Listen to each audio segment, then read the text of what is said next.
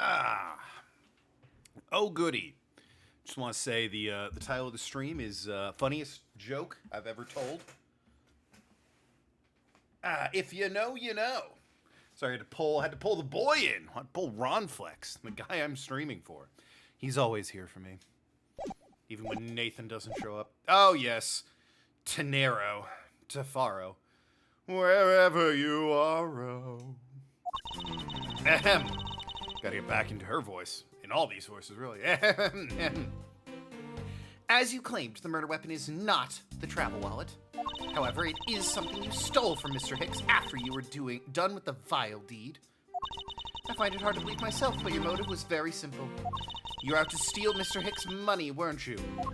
I'll have you know I'm fabulously wealthy. I do not need money. So even though I didn't have the murder weapon on me, you still suspect me, I see. You stood up at the crime scene with the victim's wallet in your hands. How can I turn a blind eye and not suspect you of foul play? It is a little suspicious when you put it that way. I'm just saying. Ellie, hello. The mean lady. Yeah, well. Listen, that's Phoenix Wright, baby. The men are stupid and the women are competent. Very based on real life. Murder weapon. Yeah. Just not the travel wallet. Hold it! Hello, Jeppo. Shouldn't that be proof enough for you that I did not murder the victim? Not at all. Oh, and why not? Because that wallet may not have been what I thought it was. Well, there you go. Hold it! It is something we stole. You think I stole it? Yes, I'm very sorry to say it, and I wouldn't usually be so rude, but it must be said. What? I never thought I'd see the day, but here I am calling a passenger a thief. Maybe I should put on a serious face and say it more directly. I believe you removed the wallet from the victim's personage. It really doesn't matter how you phrase it. What I'd like to know is why you think I stole Mr. Hicks' wallet. Capcom Showcase just started? Cool. Let me know if, well, there's gonna be Resident Evil stuff. Let me know if they're doing a Code Veronica remake. That would be so nice. Why are we on a plane again? We didn't leave the plane.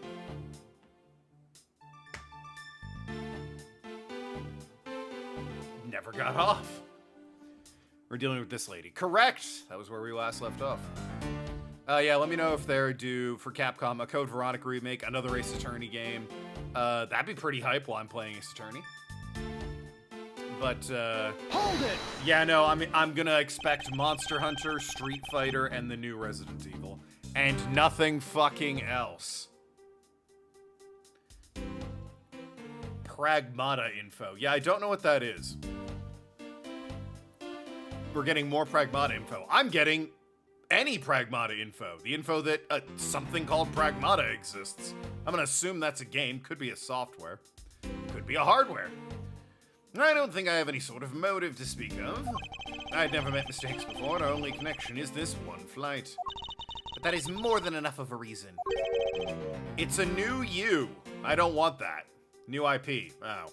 Hey, how about some of the old IPs coming back? You know, it's been a while since we've had Mega Man, or this, or Mega Man. Please. It's fast, safe, and albeit occasionally expensive mode transportation. I don't know, a man was murdered, Arg, so. Now do you figure? He was sitting in first class, and I think the implication is quite clear. Oh. Well, I'm also in first class. Wait a minute. You think I was after his money? Where did that cockamamie idea come from? True, you are also a passenger in first class, but I thought something was off about you and those deeply etched lines on your forehead. They're not lines, they're perfectly normal and a part of my natural face. I don't think I've ever met somebody with such a terrible countenance on a flight before. Ugh. And that's when it hit me. You have the face of someone with money trouble. She really is making a fool out of herself pursuing this line of logic. I should spare and present the piece of evidence that contradicts her testimony. Or weapons. Okay, so it's clearly the last one, because that's the one he's harping on. What do I have? I mean, my badge. I guess if I'm, you know, this might be the one time I present my badge, right? Because, like, I am a high-paid attorney. Pass, elevator, stop the first floor. Go you! Sky Magazine. So, it is my badge, right? Devil May Cry, that'd be good. Devil May Cry would be good. Oh, yes, I did hear Roman Reigns is going to be Akuma. Nathan informed me of that. There's worse choices for Akuma, I'll say that. Objection! Oh, I feel like that should work. You have money trouble. I'm a lawyer. I don't know what other evidence it would be then. Not steal money. Okay. The murder weapon is not travel or something you stole from Mr. Except for you don't have the vile lead. Your motive's very simple. You're after the money. Well, it's not my fucking badge, which is interesting. They need someone with muscles? Yeah, no, sure. That is a rare thing in Hollywood, you're right. Badge design, flexion, authority vested in us, but strict prosecutors of the law. Execute your senses, much like harsh winter for. Okay, you're making a big deal out of this, Edgeworth. There's but a passport inside. Oh, is it that there's no money in the wallet? Is that what it is? Objection! Yeah, okay. I kind of was overthinking it with like, I'm a lawyer. I don't need to steal money, thank you, from a guy in first class.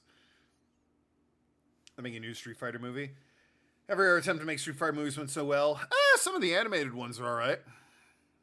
Besides, they know how to make, well, they know closer how to make video game movies now.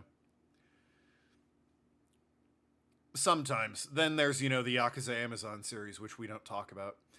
I wonder if I might get a word in, Miss Nero. I say, what about stealing hearts? What about it? Legend of Chun-Li was shit. I said some of the animated ones. What is it now? Miss Nero. I wonder if you notice the contradiction within your own testimony. I'm a liar? Name one thing I've ever lied about. What are you talking about? Simply put, as you saw with your own eyes, the only thing inside Mr. Hicks' wallet was his passport. If I was really after his money, I was doing the quotes behind my back for I am handcuffed after all. Breaking pots? No, I say I never break them, and I'm right, so it's a bad example. Why would I steal a penniless travel wallet? But that's right, you, Mr. Edgeworth. You didn't know it was empty when you stole it. You would like to think that, but that's not possible. What do you mean it's not possible?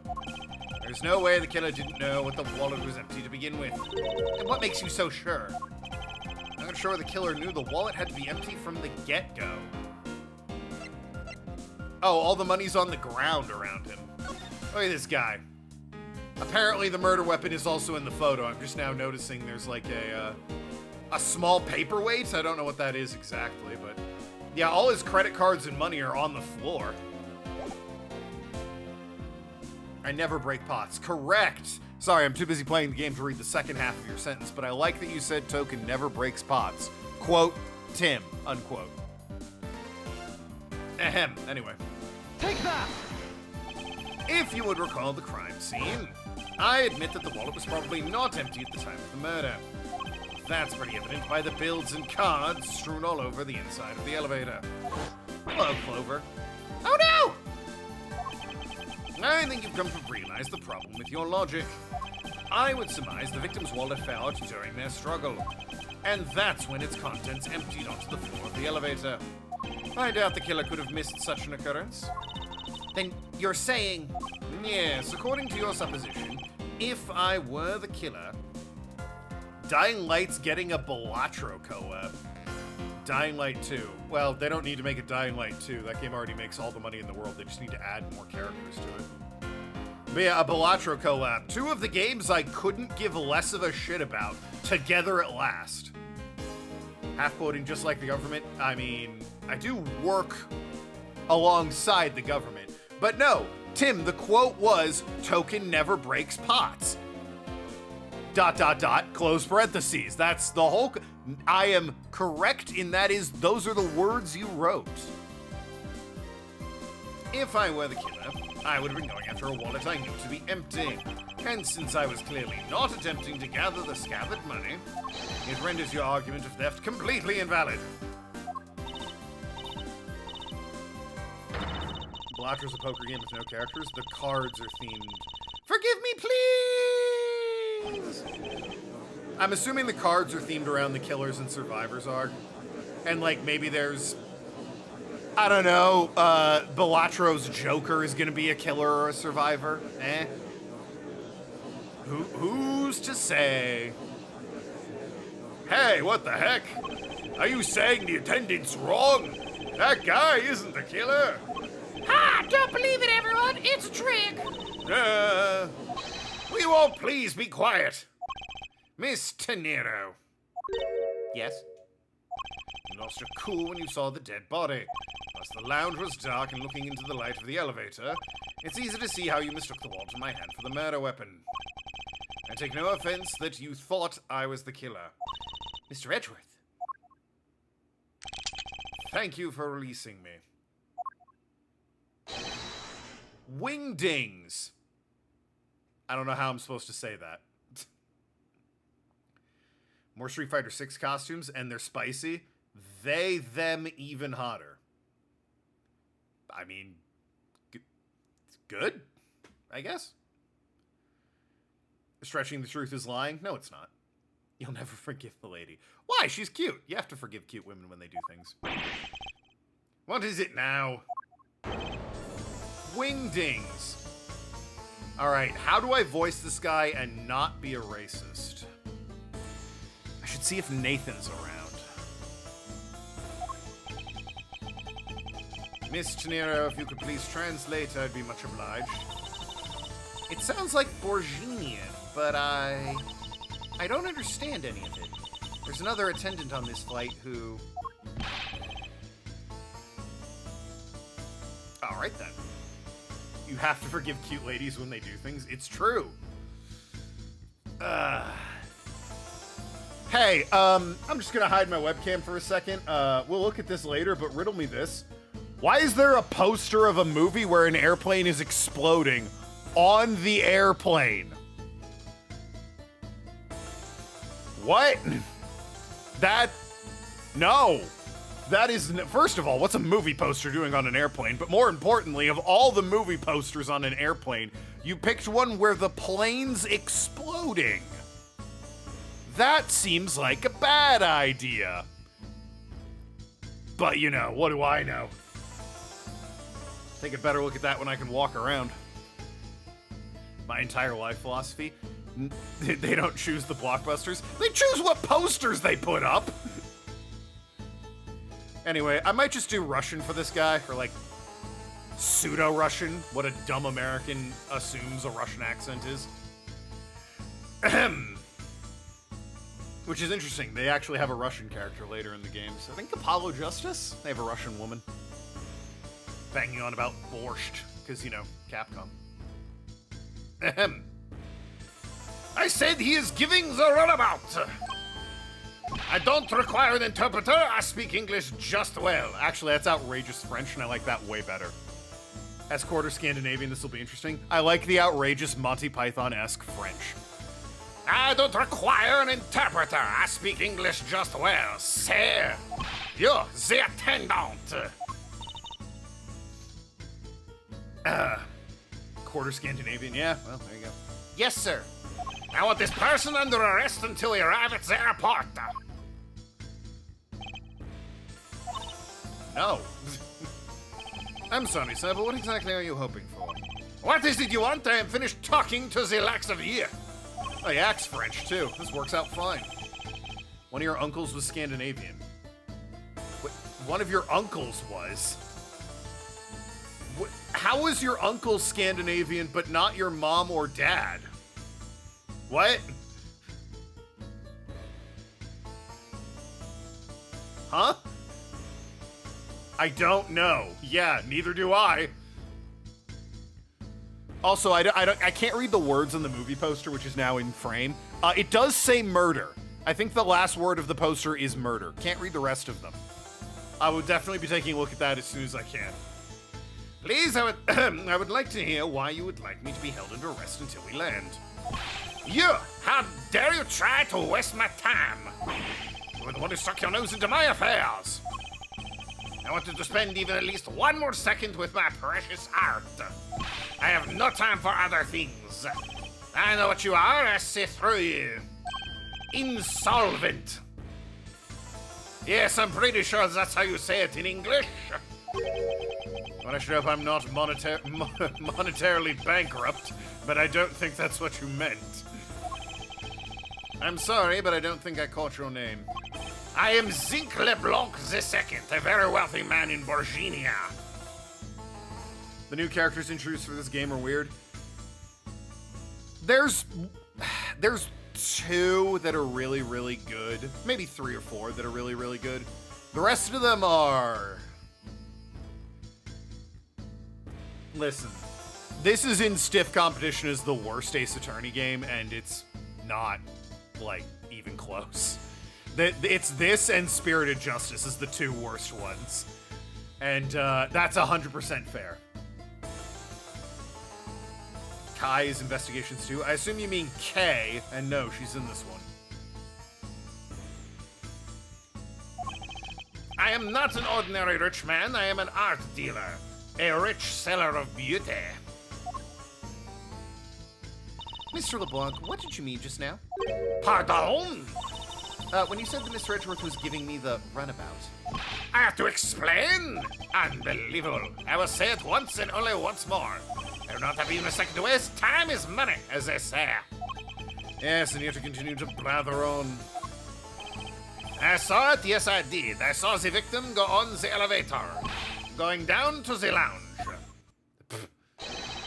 Okay, hey, wait, whoa, what the fuck? We can see the movie poster now. Great news, everyone. It's licensed to love, laugh, maim, and murder. And it's a guy blowing up an airplane. Like, what the fuck? That's not the poster you want on your airplane. That's a banger title. That's a bit long. But I mean, it got my attention. Honestly, if I was on a plane and saw that, I would definitely be putting it on. Maim and murder. That's a little redundant, I would feel. It was exactly at 6 o'clock. We all would, yeah. Okay. And what's the significance of that time? At 6, he says. Wait, you saw him at 6? RE9 time? Let me know if they kick more children into oil drums in-game. What's the matter, Mr. Edgeworth?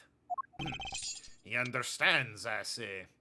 Miss Attendant, what time did you discover the body? Well, it was a little after Patrick Turbulence, so I'd say around 6:50. Ah!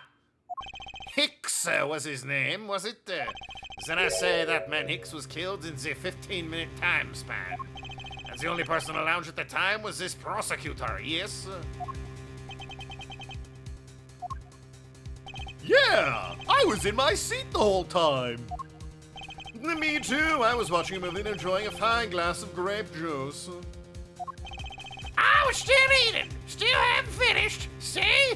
God damn, he's eating a steak the size of himself. And he put butter on it for some reason. And also a whole baguette and a parfait as tall as he is. Like, god damn. You burned your zucchini. Good, zucchini's garbage. I'm glad you saw the error of your ways and burned it immediately. Wine doesn't exist in AA. No, it does not. I don't like the guy. I don't like the guy more. Yeah, well. The other passengers have an alibi, so you have no problem with them, I suppose.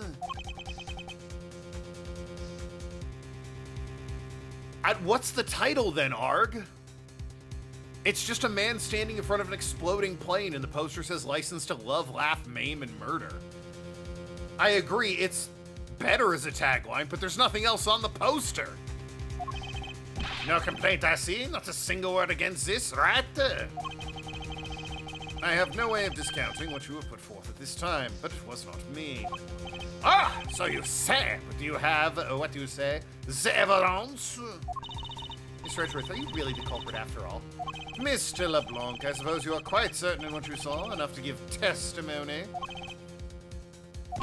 Of course, I was looking at the man the whole time. He was playing with the annoying little, small machines the whole time. Machine? Yes, that is what you people call it in English, yes. It was making me crazy with the click, click, click. From that description, it sounds like some sort of small computer. You're working today? Enjoy your view? Aw, good for you, Ellie. Canonically, Leon isn't scared of anything. Well, I mean, he wasn't really scared in 6 and 4, was he? He was doing sarcastic quips the whole time. I believe what Mr. LeBlanc is talking about is a cell phone. I have to say, I did see him playing with it quite a bit myself. A simple cell phone, a laptop organizer I can see, but that's kind of low budget. This is before we had smartphones, by the way. This game came out in like 2007 or so. 2006? Right around then. Well, Arg, I'll examine the poster in a minute and we'll see if it's a title or a tagline. Do I prefer first or third person? Third. I like a third person. I like their third person shooters, and even the fixed camera angles more than I like the first persons. The first persons suit it better for the horror aesthetic, but I like Resident Evil more when it's being like a camp B movie, which is why I think Remake 4 is not that good. Original 4 is much better. You swap between first and third? I'll probably be playing third then. I'll also be playing it on a console, and I prefer third person on console anyway, so. I hate that noisy little machine in his hand. Not a fragment of beauty. All it produces is ugly sounds. Anyway, I know what I saw. Miss Tenero. Yes? I was wondering if I might be granted permission to examine the crime scene. What? You want to examine the crime scene? If you would grant me a little measure of time, I'm sure I can produce the real culprit. I don't like the sound of that. Fox in the duck pen. Yes, I think that's how you say it in English. It's fox guarding the hen house, and I believe my innocence was proven earlier. And if I'm given a chance, I can clear up all the remaining doubts. Turns 30 in March. Wow, I'm older than Resident Evil.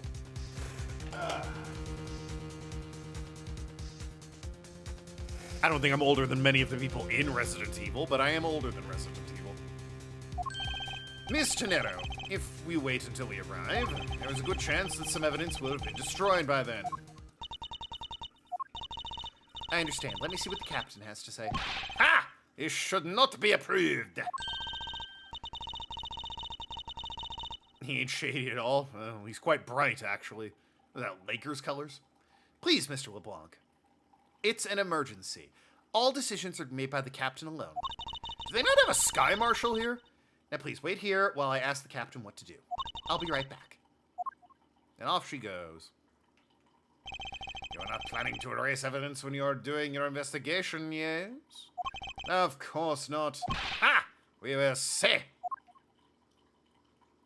Wow, she really was right back. You have the captain's permission to investigate the crime scene. What? Unbelievable! I'm in your debt, Miss Tenero. However, there is one condition. RE9's releasing in March next year. All right, we have our March game next year. It seems like Resident Evil keeps coming out in March. I think Village and the DLC for Village and 4 Remake all came out in March. Ahem. I'm to supervise you. Can you agree to that? Of course, I see no problem with that stipulation. Excuse me. It's only natural as I am a suspect in this case. I take full responsibility and will watch Mr. Edgeworth's every move. I hope this is reassurance enough that there will be no foul play. Now then, Mr. Edgeworth, shall we proceed? If you need my help with anything, please feel free to use Y to talk. Time to head to the scene of the crime. First floor lounge. Alright. It's a movie poster for, yep, that's the title, License to Love, Laugh, Maim, and Murder. That's a Go You Airlines sponsored movie. They sponsored that movie? Hey, Clover, remember when you said they don't pick the blockbusters? Bad news. You were wrong. Although I fully admit, you had every reason to assume you would be right. Turns out they do pick the blockbusters, and they picked one about an exploding airplane. My coffee. There's also a woman on the right. I assume the other flight attendant. It's a suspense, hard-boiled, action, romantic, horror comedy flick. That's a lot.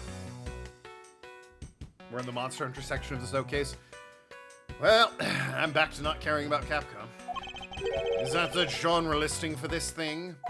Yes, it's a movie that can be enjoyed by anyone because it encompasses all those genres. I can't even begin to imagine what the plot would be. But you have to admit, it's piqued curiosity. You know what? True. I heard the main strategy with the genre listing was to make people curious. Well, then consider the mission successful one. Like, damn, I am curious about all that. Why would they pick an airplane accident for the movie? No, Arg, it's an action, romantic, horror, suspense, comedy thriller, or whatever the fuck they said. Which, like, you feel like there'd be some conflicting genres there. Leads the emergency escape hatch. You can't get there in the middle of the flight. I meant the person, not the door.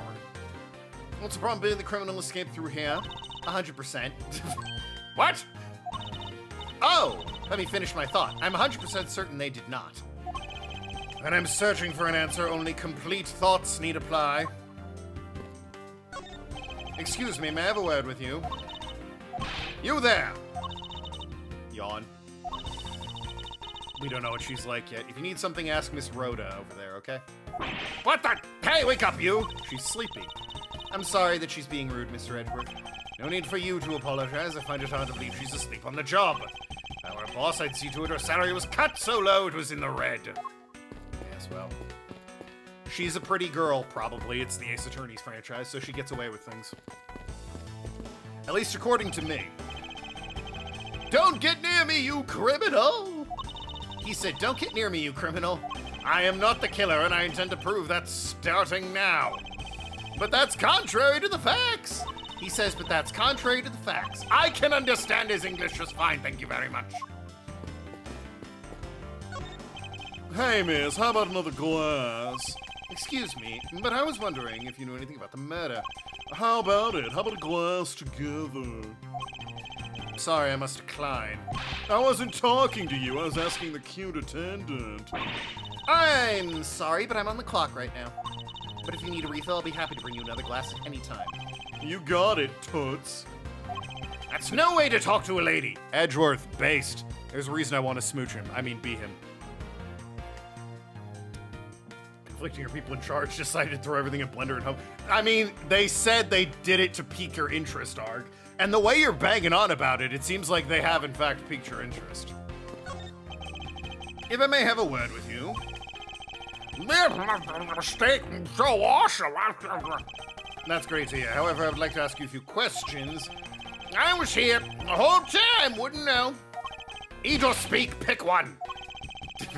He chose eat. I think he chose to eat. Yes, I can hear that. Well then. My seat. It's my seat. Unfortunately, I didn't bring anything particularly useful for an investigation. You've got a law book.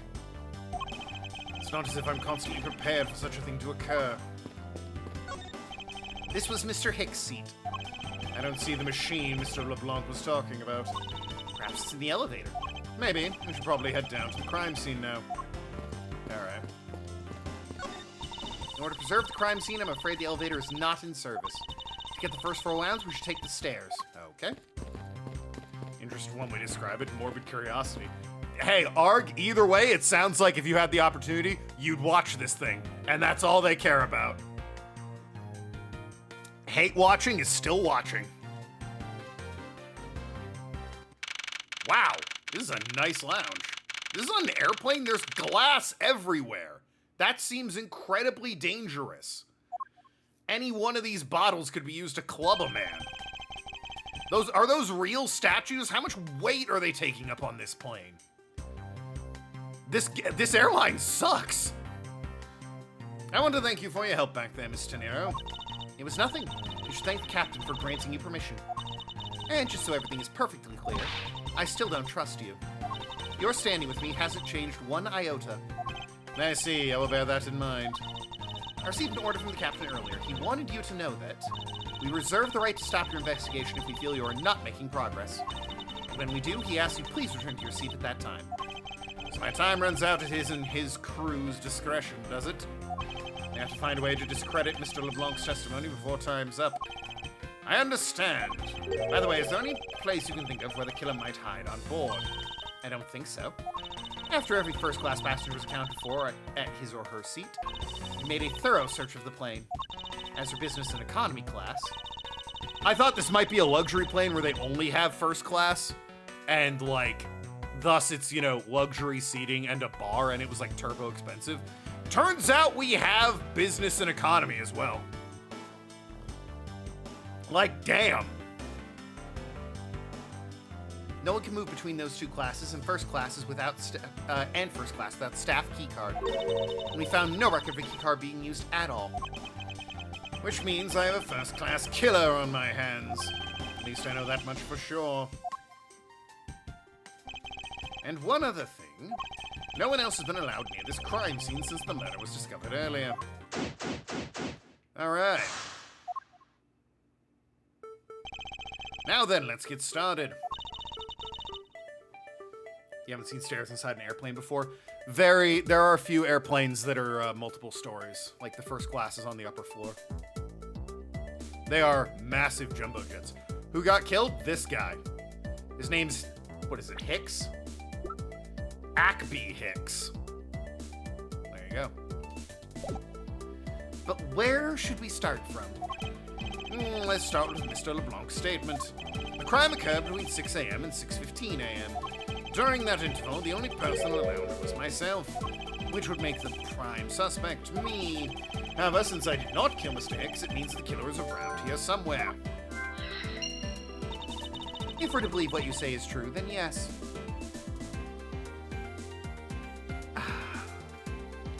The first order of business will be to gather information to win your trust. Moving freely around. What is with the statue? It's solid bronze? That's so heavy. A pity that bronze statue knows not when a good drink's been spilt at its feet. This statue of our founder, Mr. Hugo Hughes, who's a big fan of grape juice. I'm sure he'd be thrilled to know. I'm sure he'd be thrilled if he knew so much grape juice was here at his feet. Was that a hint of hero worship I detect? This is where I was found. He's toppled over a chair, yet another victim of turbulence. No! Look at all that grape juice staining the back. It may not look like it, but the chair was extremely valuable. It was? Yes! It was used when rocker pals came to tour this plane. Who are the rocker pals, and why does their name suck?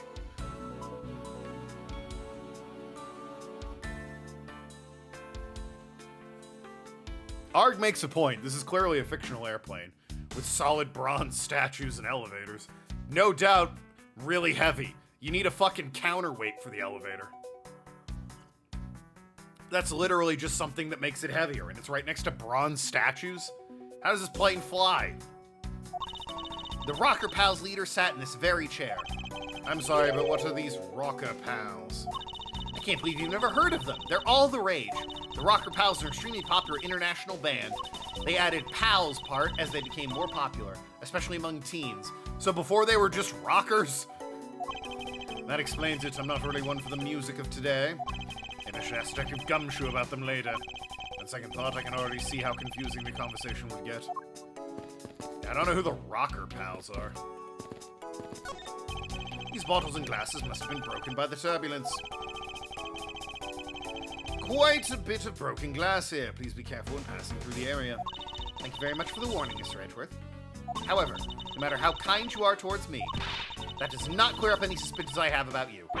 I wasn't warning you for the sake of clearing my name. This door leads to the flight attendant's room. Please understand it's off limits to unauthorized personnel. The room is giving off the scent of women's perfume. One would think perfume would smell great, however, to me it simply smells. I'm very gay, is what I'm suggesting here. Not that I have any interest in what lies beyond this door. A room full of women? I should think not. Nah. Gay. Be surprised how much time it is to kill a dude? Yeah, given, like, he was clubbed in the head, I don't think 15 minutes is exactly a short time.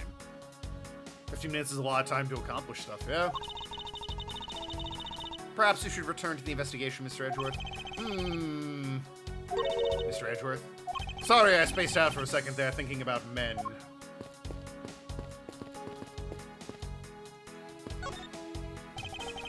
What floor does this elevator service? Only the first and second, although it can also go down to the cargo hold. There's... How many floors are on this plane? That requires a flight crew keycard. The only floors accessible to passengers are the first and second. I won't rest until I inspect every suspicious nook and cranny.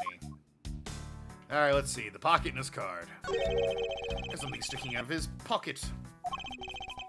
Now, if you don't mind if I take a look what's inside. It's a picture. Huh. Some sightseeing, I guess. Looks like he was taken inside of a building somewhere. Shout out to his old flip phone. Lanyard around his neck. 2007 game, by the way. He looks like Byakuya. Oh, from Danganronpa? A little bit. There's definitely some similarity there.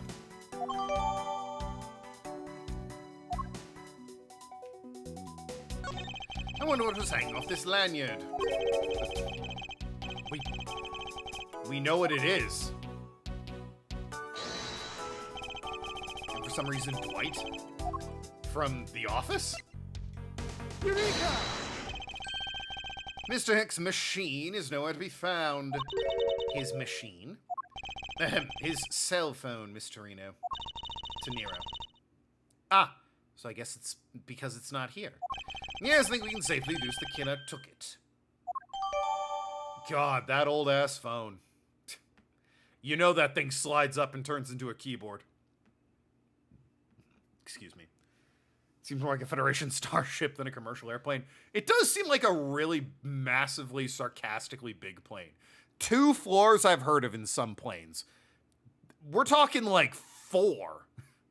Because there's this, the first class lounge, assuming business and economy are on the same floor, then the cargo hold. That's 4 floors, minimum. What was I doing in 2007? I was in middle school. That summer I went on a road trip. I remember that. Cross country, baby. Yeah, I was 13. Yeah, I was still in school. What was I playing? This. This came out that year. This is what I was playing. Was probably also playing The World Ends With You. Phenomenal game. I do think I got into that a bit more in 2008. I think it came out in 2008.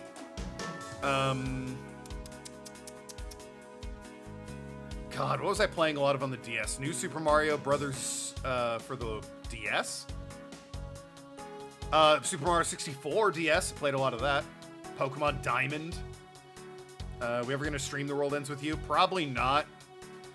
The touch screen is too finicky for me to be using with a mouse for the combat, and also be playing the other game on top. And the remasters, quote unquote, are dog shit. So, sadly, just because of the technical aspects of it, I don't want to stream that game. It's a phenomenal game. I love it. But unless I can somehow play it on an original DS and stream it to my computer, I don't want to play it. What is this sinister-looking figure on the floor? Oh, that's a piggy bank of our company mascot, Captain Ugo. Or Yugo, I guess. It's just one of the many pieces of merchandise we sell in our in-flight shop. You have a store? The bank is a limited edition, and it's so popular, we're down to our last one. You have an in-flight shop? Yes, it's just beyond the lounge to the right. The shutter store is closed at the moment. but it was open for the whole flight until Mr. Hick's body was discovered. There's blood on here. Could this have been the murder weapon? It's always the goddamn mascots. Boy, isn't it? That and the blue badger. Money is strewn all over the floor of the elevator. I would guess it was all in Mr. Hick's wallet at some point. Yep. Hicks himself? I doubt anyone was expecting to find a dead body in an elevator on this flight. Yeah, no shit. So Mr. Hicks, he's really dead? Yes. She's trembling, although I can't fault her for that when there's a corpse right there. Mr. Hicks, if you're really dead, then please answer yes. As she eases over the trembling now, although a new symptom seems to have appeared.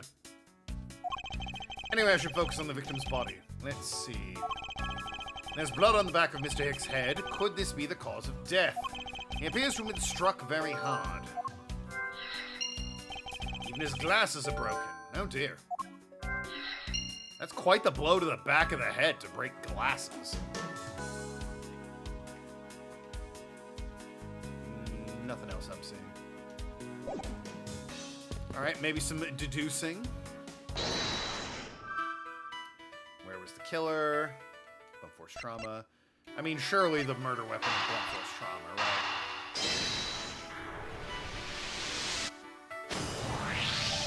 A statue with blood on it is lying next to the body of the man who was beaten to death. Oh! Mr. Edgeworth, I think I figured something out. Yes, what is it? The way the blood is on this looks, and it looks like it matches up with the wound on his head. Well, aren't we deserving of Master of the Obvious title? Well, what do you think, Mr. Edgeworth? Don't you think it's worth investigating? It would appear that this figurine is our murder weapon. Oh, I just knew it.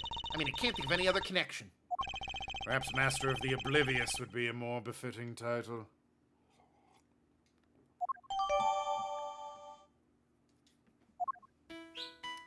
Where's the killer and the elevator, perhaps? Because the elevator only goes to certain places. True, there wasn't anyone else in the lounge other than myself before the turbulence. But if the killer was in the elevator along with the victim, then there's a different story. Well.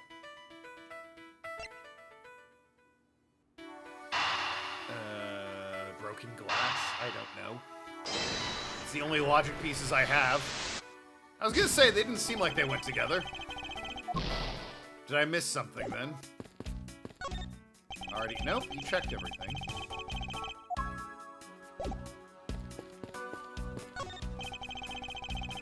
These counter windows offer a glimpse of the sky, but the clouds, they tell me nothing. Mr. Edgeworth, you look like you're talking to the clouds. Is that so? Tell me, what do you suppose I said to them? I don't know, but it looked rather one-sided conversation. The clouds, they tell me nothing. What have we here? 2 copies of Sky magazine in the magazine rack. This month's special is an English trivia quiz. That's not a bad idea.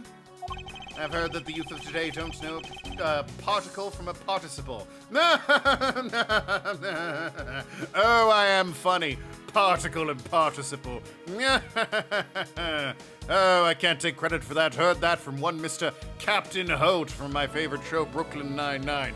Easily the funniest character. I don't understand what the others are doing, but him, barrel of laughs every time. Now, please don't go around confusing people with made-up words, Mr. Edgeworth. Who's ever heard of such a silly word as participle? Case in point.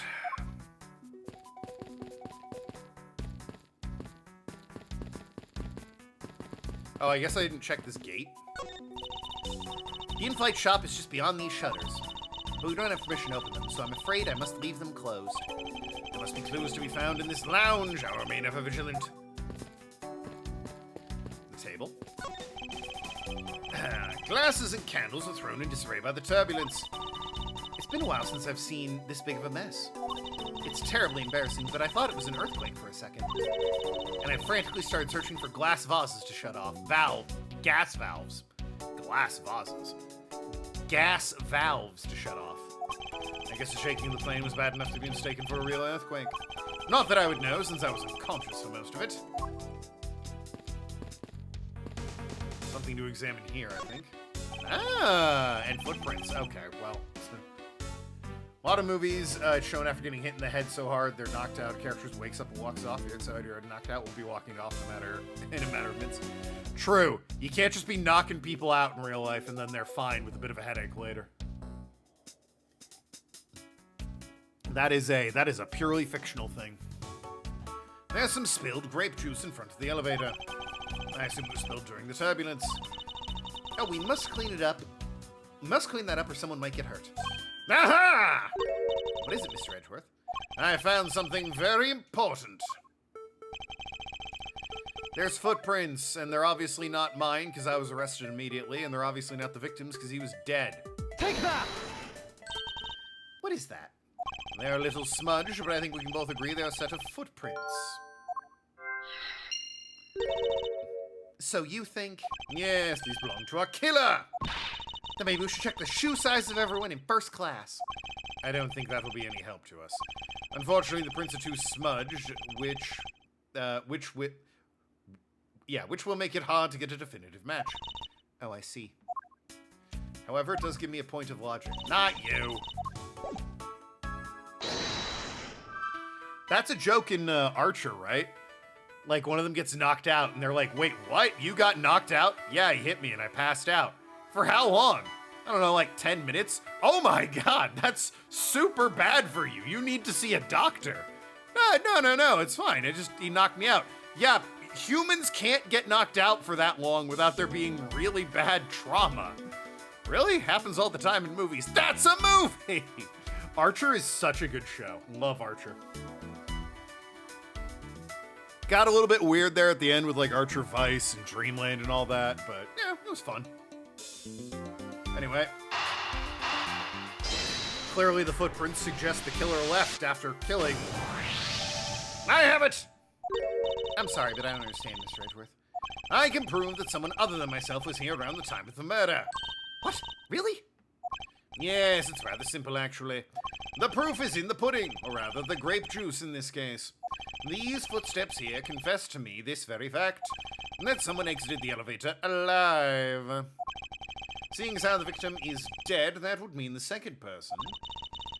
But couldn't the footprints be from Mr. Hicks himself? Ah, but if you look at our victim's shoes, you'll see the soles are spotless. Which means... Mr. Hicks wasn't alone in the elevator. In fact, it's quite the opposite. There was actually one other person inside the elevator.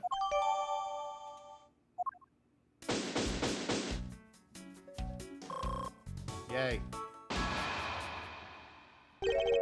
What's going on over there? Oh, great. Wingdings again. That is just how French is written, right? So.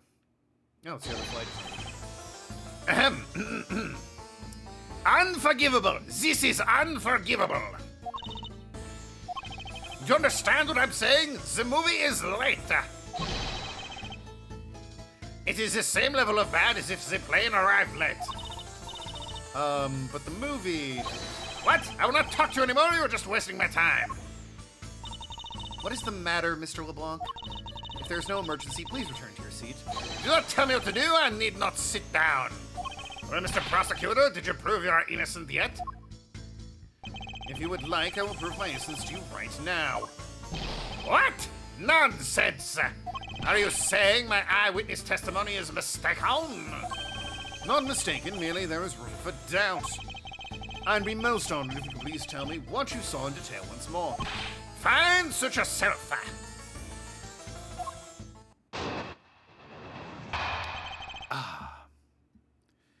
Maybe it'll be written like that if you think English spelling is bad. Wait till you read a lot of French spelling. Yeah. 7 vowels and 1 consonant, and none of them are pronounced the way you think they would be. Have we streamed Dead Rising 1 yet? No, we have not. Only Dead Rising 2. I am certain I saw Mr. Hicks enter that elevator.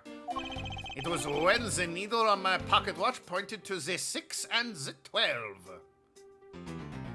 Are you sure it was 6 o'clock and not 12:30? The body was discovered 15 minutes after that in the lounge, yes? Then The only person in the lounge at the time must be the criminal. Mr. LeBlanc's conclusion seemed to make logical sense. After all, the only person in the lounge at the supposed time of the murder was me. So, my witness testimony. If you think you can destroy it, then come, let me see. All right, do I look like a man who is having the time to waste for you? Why is he so irritated? I'm the one accused of murder here. Anyway, I must find a way to discredit Mr. LeBlanc's account somehow, and fast. What I saw.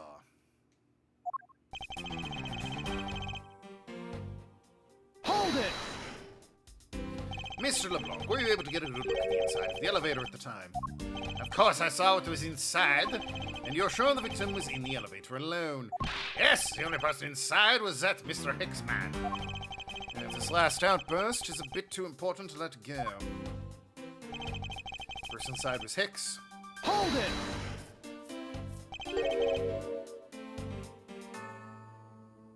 The press everything strategy. Yeah, you also get the most dialogue that way. Was he really alone? Of course! I will bet even 1 cent! A cheap ante for a cheap testimony. But if that's how you want to play it, I'll happily take your 1 cent. Why 1 cent? Hold it! I assume the pocket watch, in this case, is the one you keep checking, is that correct? Ah, you noticed. It's a very expensive antique, I will have you know.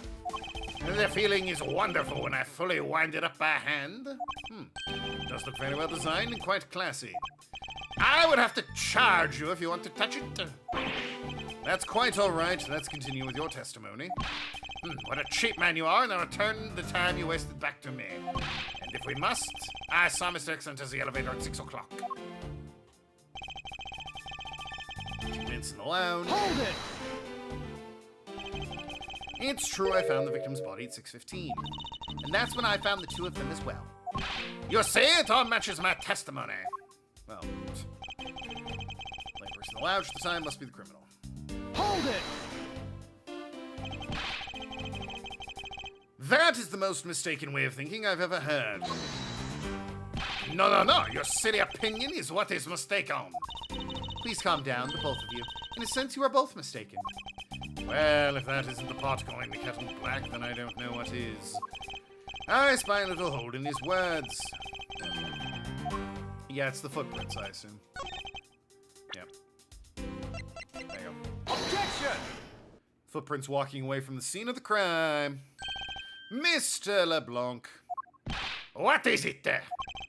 There's a very glaring contradiction in your testimony. What do you mean? Take a look at the area in front of the elevator. There, the spilled grape juice. Yes, and? Will you admit you also spilled it with the blood? No, it was spilled itself during the turbulence. But the interesting thing here is a set of grape juice footprints. Footprints?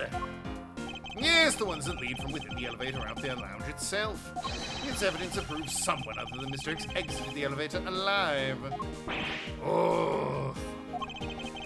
There must have been another person in the elevator with Mr. Hicks.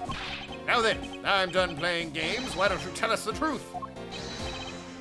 Okay then. Can you please translate for us? How? God damn! Sorry, I blacked out. What happened? Ahem. Woo! Alright, well, she probably did it, and I'm gonna forgive her right away. I'm just saying. Ah! I mean, clearly Valley Girl, right? No way. That's totally impossible, I guess is what he said. No way! That's totally impossible! I know there was no other person in here. I saw them with my own eyes. If you want to know what I think, Mr. Edgeworth, I don't think Mr. LeBlanc is lying to us. I suppose she's right. He doesn't seem to be lying. But then, what does it mean? What about this contradiction? Mr. LeBlanc, please, just once more, will you recall the details of what you witnessed for me?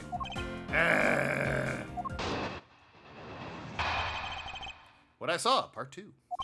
As very upset when Mr. Hicks passed by my seat. I was always checking the time over and over. I happened to follow that man with my eyes when he passed me. I saw clearly into the elevator he was entering. But I swear there was no one else inside. No one. Mr. Monk, if you would please calm down. What? You dare to have an issue with my eyewitness testimony? Ah, no, not at all. Please forget I said anything. Yet again, he doesn't appear to be lying. But I can't let this testimony stand as the truth.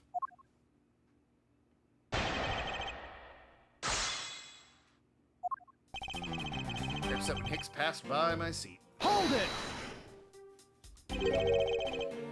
So, are you still upset now? I am always upset. The only time I'm not is when I have a piece of art in my hands. It's surprisingly easy to believe that about him. But I was even more upset when Mr. Hicks walked by me. Hold it! Why were you so attentive to the time? Because something unforgivable was happening. Come to think of it, you were yelling about something unforgivable earlier. I was giving a complaint to the attendant about the movie starting time. Return back to me my time, in the money. You understand the point? Is he talking about the in-flight one that's mentioned here in the magazine? Flight itinerary, meals, drinks, movie. Yeah, between 6 and 8. New. License to love, laugh, maim, and murder. Genre, suspense, hard-boiled action. Fair enough.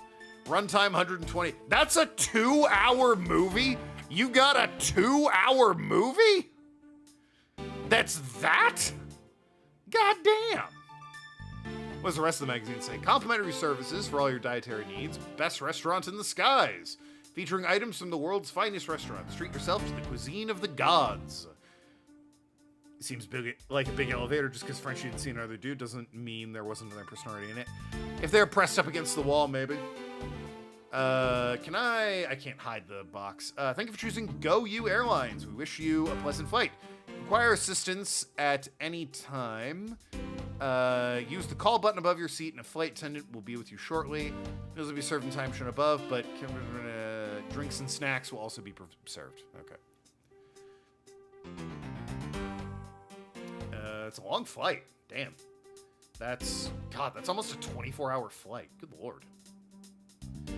Where was he flying from that it's almost a 24-hour flight? Assuming if that's 6 a.m., that had to have been 10 p.m. at the start. That's 10 a.m. is the second 10. And then the second 8 is 8 a.m.? Or 8 p.m. That's got to be 8 p.m. God damn. All time shown correspond to our departure time zone. Okay, yeah. So yeah, that's a 24-hour flight.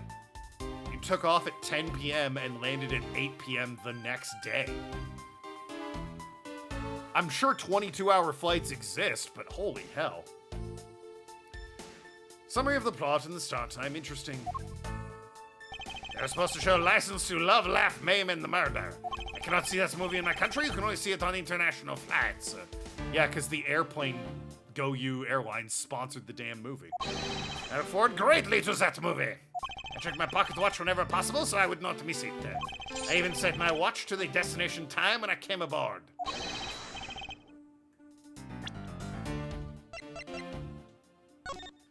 You set your watch to the destination time, you say. Well then. So my watch is not wrong, it matched this schedule. But the movie was late, very, very late. Hold it! 24 hours seems like a very long flight. True. How much fuel can this airplane store? I mean, it's got 4 floors. Maybe they have an entire floor dedicated to fuel. Why not? This is a Federation starship with an airplane. Yeah, honestly. I'd like to ask you a little more about it, if that's all right. Your pocket watch. Pocket watch many times. Hold it! So this movie you mentioned, it's the one listed in Sky Magazine. Yes! I was so looking forward to watching License to Love, Laugh, Maim, and Murder. Miss Torino, was this movie shown on this flight? Yes, it was shown at the scheduled time. Isn't it possible you simply slept through it by accident? Nonsense! You doubt me! No, now stop pointing at me like that! Oh, and how did he miss a movie that he was clearly hoping to see? I checked my watch a great number of times, that much I know for sure. Watch set to destination time, I always set it when I'm boarding the plane. I mean, that's the smoking gun statement. But... Hold it! You're sure about what you just testified, Mr. LeBlanc?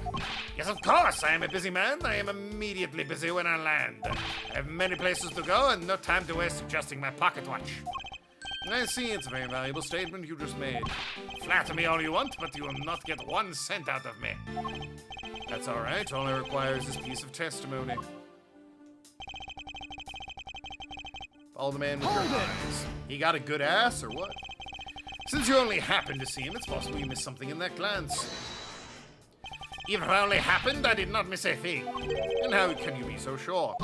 Because! Well, there you go, our airtight argument from him. I'd appreciate if you didn't just take my life so lightly with the simple just because.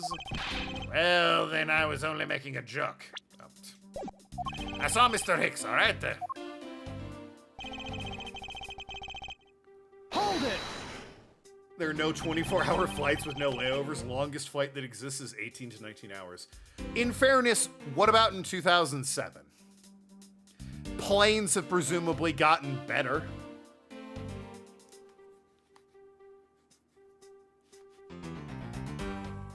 And yeah, sure, like layovers would probably be a longer flight, but then, you know, you'd get off the plane, wouldn't you? It's also a video game, true. More important than anything, it is a fictitious work of fiction. Is it possible someone was hiding inside? What? You dare insult me? I have belief in my eyesight. When I look for art to sell, I am told I have a great sight for the arts. I think the phrase you're looking for is great sense, although that's debatable. But isn't it possible someone was just outside your line of sight? You are persistent, I tell you, I looked clearly. No one else is inside. No. Hold it! Why do you insist you're absolutely not mistaken? Because when I say I'm not wrong, I am not wrong. Mr. Blanc, if I may, I think beyond misconceptions about mistakes. Wait. I think, if I may, Mr. Blanc, if I may, I think beyond misconceptions about mistakes lies the truth. Funny that suspiciously mirrors something I told her only a little while ago. I love that she keeps darting between the sides of the two men arguing. I honestly don't think Mr. LeBlanc is lying. She is so tiny compared to me. Like, not height-wise, that's fine. But, like, look at the length of my shoulders versus hers. She's like a third of my mass. I'm wearing a suit, which I'm sure adds to it, but still. Edgeworth's got, like, power stance shoulders, and she's like a twig. I just noticed that. My arm is huge compared to her. Like, look, it's ridiculous. I think he might be mistaken about something. Mistaken? Yes, and I'm going to correct his mistaken recollection with evidence. His professional attendant shall witness the powers of a professional prosecutor. I mean, it's the time, right? I always said it when I board the plane, yeah. Look at this magazine! Objection! Every time I do, it makes me sing. Mr. LeBlanc, you said this just now in your testimony. Flashback. We literally just saw that. Now, if your watch had been set to our destination's time zone, it would mean your watch is displaying the time in our destination. Yes, and the correct time is worth 6 cents. I would like you to take a look at this. If you believe this Sky magazine, clocks on this flight are in accordance with the time of our departed time zone. Of course, the movie schedule was also created with that in mind. Mr. Nero, for confirmation's sake, what time zone is the flight aligned to right now? We made a short stop at a transfer point. Oh, wow, so okay, they did have a layover. That's right, it was in that small Asian country, the Republic of Zhangfa. But we didn't readjust our onboard clocks at the time, so right now we're still running on Borginian time. What? And the time difference between Borginia and our destination is 9 hours. In that case, it's only natural your watch would be out of sync with the schedule. Wah! Furthermore, your analog watch set to our destination's time, it would appear to be running 3 hours fast when compared to the flight's onboard clocks. It also changes everything about your testimony. And you can bet 1,000,000 cents on that. The longest non-refundable manned flight was 9 days in the 80s. Clearly, you're forgetting about the book Around the World in 80 Days. You did say non-refueled, not non-refunded, so. But you've still clearly forgotten about Around the World in 80 Days. In light of this information, it means you saw Mr. X 3 hours prior at 3 a.m. My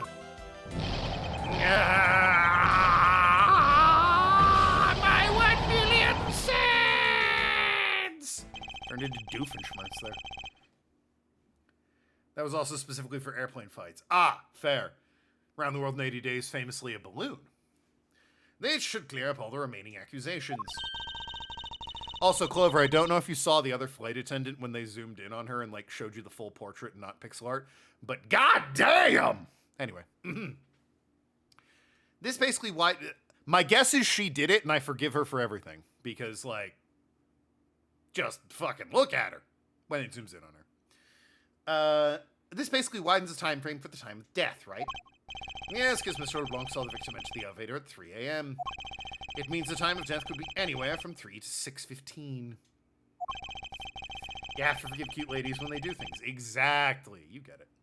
The question now is, where was Mr. Hicks during the span of time, and what was he doing?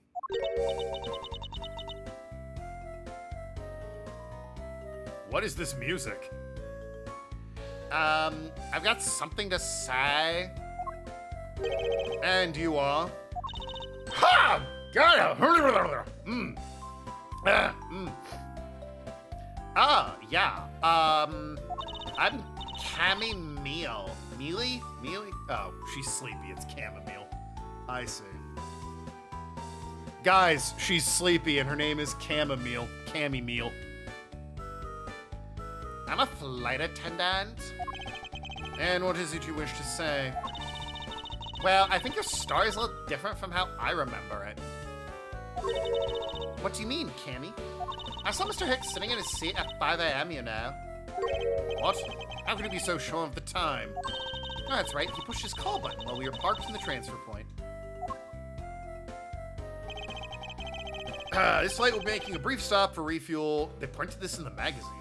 And transfer cargo in the Republic of Zangfa between 4 and 5 a.m. We asked that all passengers remain on board at that time. Thank you for cooperation. Superb class juice to 10 of our lucky readers. Finest Mediterranean has to offer in our grape juice, aromatic and fragrant. Okay. Yes, it was from 4 to 5 a.m. according to our clocks. And during that time, did any of the passengers leave, or did any new ones board the flight? No. Not a single person got on or off in Zangfa. And what about the flight crew? The few who were handling cargo transfer might have temporarily gotten on or off, but eventually everyone, including Cammy and myself, came back on the plane. I also like that they've taken the extra detail to make the flight attendant whose uniform is very open. Very open. They made her skirt shorter as well than the other woman, who's much more modestly dressed. Does she have a, how old is she? 24. No objections. I can assume no one left or got on since our initial takeoff. Interesting, I should keep that in mind. Yeah, and I answered his call. I can tell you, Mr. Acme Hicks was there in his seat when we took off again at 5 a.m. All right, that puts the time of the murder between 5 and 6:15 a.m. Okay, now what time did you come down to the lounge, Mr. Edgeworth? I remember coming down here as soon as we left the Republic of Zangfa. Ah! You were here the whole time from 5, yes? So you're the only one who could be the killer. Mr. Edgeworth. Were you really here in the lounge this entire time from 5 a.m. onwards? Unfortunately, yes. But then how do you explain the footprints? Is that not obvious? The man waited for Hicks here in the lounge, waited to kill him. Then he put the corpse in the elevator. That is when the turbulence happened. My eyewitness testimony may have been mistaken, but what time I saw Mr. X enter the elevator on the second floor does not matter. The entire incident concluded here in this lounge. Everything happened in this lounge? Is that what you really believe, Mr. LeBlanc? What? Do you have another idea? I simply feel there is something out of place in the scenario you presented. There's something tied to crime to a location other than the lounge. I mean, the footprints and the bank that can only be gotten from the shop? Take that! The murder weapon the little piggy bank sold at the in-flight shop. It's sold there and only there and is not displayed here in the lounge. How then did it find its way here? Don't you find that a tiny bit suspicious? Such a trivial point. It means you prepared it, taking it from the shop first before coming here. It doesn't prove you're innocent at all. There's no way to win with this man. If I may. What is it? You see, well, it's just as Miss Sedgeworth says. Oh, and why do you know this so well? Well, it's just that the piggy bank was there in the shop. I saw it with my own eyes. And when was this? Maybe around 5:40 a.m. Isn't that just before we hit that patch of turbulence? That's right. You were in the shop just before the turbulence? Yes, I was. Come to think of it, Miss Tenero, when I found the body, I believe you came out of that door. Yes, I did. And what is beyond that door? That's the flight attendant's room. Then you were on the first floor? Yes. I had to do something in the shop in the flight attendant's room. So I went to the shop first and then to the flight attendant's room. Are you saying you passed by me at some point? Yes, you seemed really into the issue of Sky magazine you were reading at the time. I don't suppose you noticed me walking by. I've able to recall someone walking by, but I did not notice who it was. Anyway, the piggy bank was definitely there at the shop when we went there. Why did you go to the shop in the first place? I went there for a work-related matter. Work, you say? Yes. The upkeep of the shop is also one of my responsibilities. Why did you not say something about that until now is what I want to know.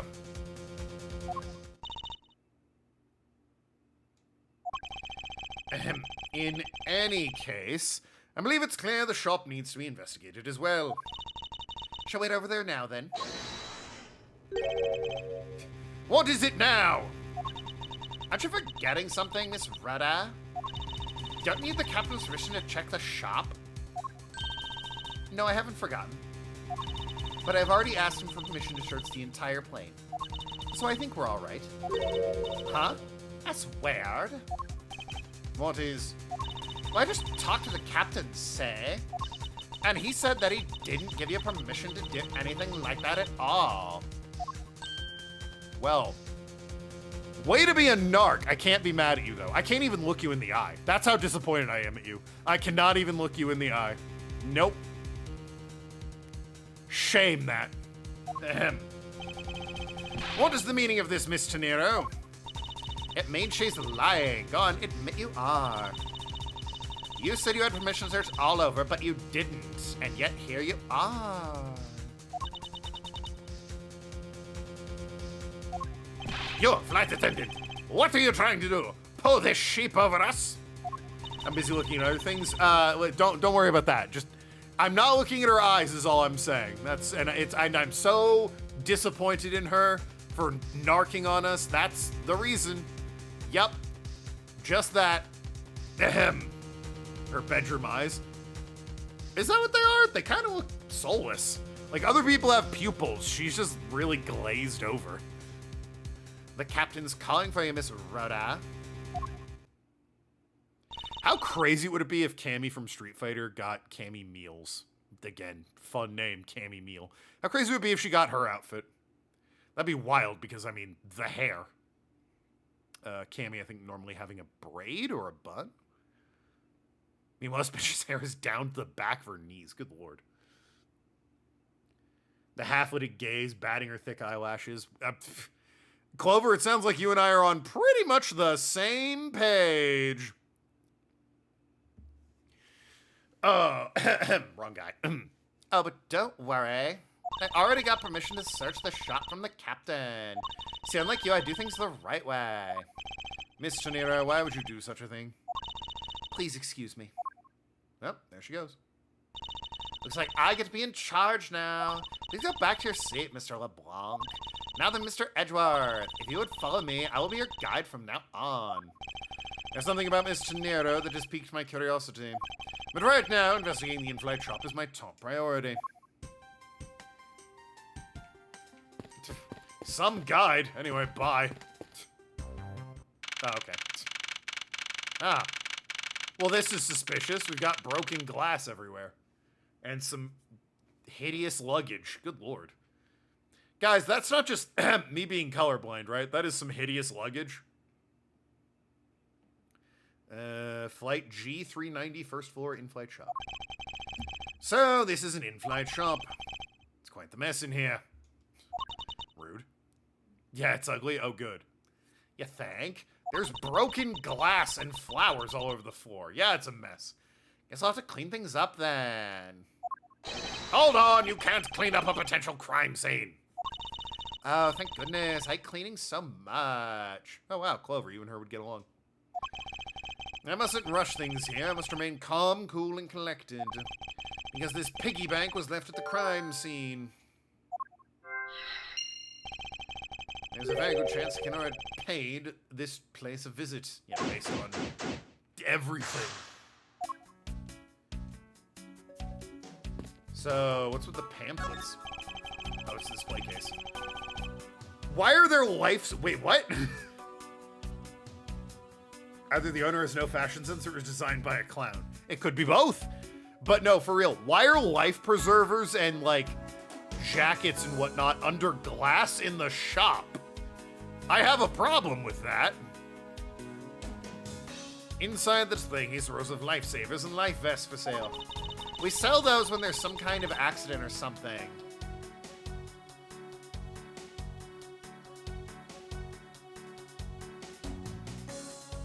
Hey, I think I know how the plane makes so much money. Some people buy them even when nothing's going on. How about it, Mr. Edgeworth? Care to buy one? I sense this shop is one shopper away from being sued. Yeah, no shit. I was trying to investigate the pamphlets on the ground, but he won't look at them. He's just, really focused on, admittedly, the shady-ass life preserver stand. All kinds of luxury name-brand merchandise for sale in this display case. That makes sense. Corporate greed to the next level, quite. And they're all lined up in just such a manner so as to scream, "Buy me," to any passers-by. Including just some bear on a coat rack. Stuffed toys like the one Miss Mealy is holding. Sorry, it's Cammy Meal. But it really looks like Melee in my head. Miss Meal is holding are on display here. They're relatively cheap, which explains why they're displayed so haphazardly. A banner is Edgeworth, you know you want one too. They're great for when you're stressed. Why do I envision stuffed animal abuse when she says that? I don't know much about this shop, but you can still ask me about whatever. Okay. Good to know, I guess. The glass from the display case door is shattered over the floor. It looks as if there's nothing on display inside either. Wait, actually, I think there is something. What's this? A mini captain's hat? Just like the bears. There's a wide selection of souvenirs on sale in these display cases. You know what I'd suggest? Sorry, I have no intention of buying souvenirs on this trip. Okay, then how about you buy something for me then, as a present? I can't think of a single reason why I'd want to buy you anything. But I've had my eye on that pendant for such a long time. Try paying some attention to me when I ask you something, and then we'll talk. Damn. Edgeworth, once again, loves men. What are these? Oh, those are our company's completely original line of suitcases. This company is weird. They sponsor movies about plane accidents and make hideous luggage on a plane. Why would I want to buy luggage when I'm on a plane? Maybe that's why they're half off. Guess the glass plate seems like it was broken from the inside out. Maybe. Could have been the turbulence knocked something out of it. They're practically flying out the door. That's how popular they are. Not men, a man, a very specific man. True. You should buy one and see how you like it. You won't regret it. Perhaps that's how things work in this life, but in the real world, you try, then you buy. No way. But either way, it doesn't really matter. True, why would anyone buy a suitcase after they've boarded the plane? Yeah, exactly. Oh wait, which I thought he was saying I'm gonna investigate everything. Anyway, see that? Look at the Captain Yugo head's paint on there. It's a company mascot, isn't he? Cute. Is that what it is? I thought it was like a horrifying face. They painted with a lot of care. Does it look like he's about to jump out at you? It is certainly making something jump inside of my stomach. Huh? Oh, I guess there's no fooling your refined tastes. You look like you really wanted to get one. And I thought I was gonna finally make my first sale, but you saw it through it. Glad that's done, though. Never make me try and give you a sales pitch ever again, okay? I never showed any interest to begin with. It's really pretty horrible, isn't it? You want to know something? This suitcase was designed by Miss Rhoda. Ooh, Rhoda, huh? The bow on it's cute. It kind of makes it look like it's a present that's been wrapped up. That's actually cute. But like, man, I also like that it's in rainbow. Happy Pride. But man, the hideous neon is not a good look. Mr. Nero designed this. Yeah, it was a company-wide contest. But it does have a very sharp design sense. Sharp? Like stinky sharp cheddar, maybe. I really have no idea why the bigwigs decided to go with it. It's so blah. Miss Nero designed this, did she? It's definitely not what I would have expected. She's doing a pose, like with her arms folded and head cocked like that. That's very familiar. I think they've reused that pose in previous games. Honestly, you know what it looks like? I think Larry Butts does that in like games where he's on the witness stand. He'll like fold his arms and kind of just like look up like he's thinking like, what was it again? I was out there looking at the stars, waiting for my beloved Iris. Fucking idiot. Yeah, it's like the Larry Butts pose. Ah! You okay? I'm fine. Watch yourself, Miss Meal. Letting a suitcase roll free around has got to be a safety violation. Here, I'll put it back. Well, thanks, I guess, but... Oh, I suppose, I've examined them all already. Looked at all that, looked at all that. I never comment. There we go, flowers. Beautiful flowers in a beautiful arrangement. I feel cleansed just by looking at them. They're kind of stepping on a few of them, you know, Mr. Edgeworth. Oh, excuse me. Well then. Anything logic-wise? Broken glass, suitcase, murder weapon, tiny captain's hat. Does it go on the bank? Hold on.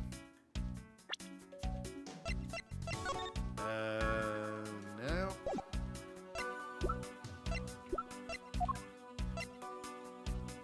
Yeah, okay. It goes on the mascot. Wrong thing. That's on me. And murder weapon. There we go.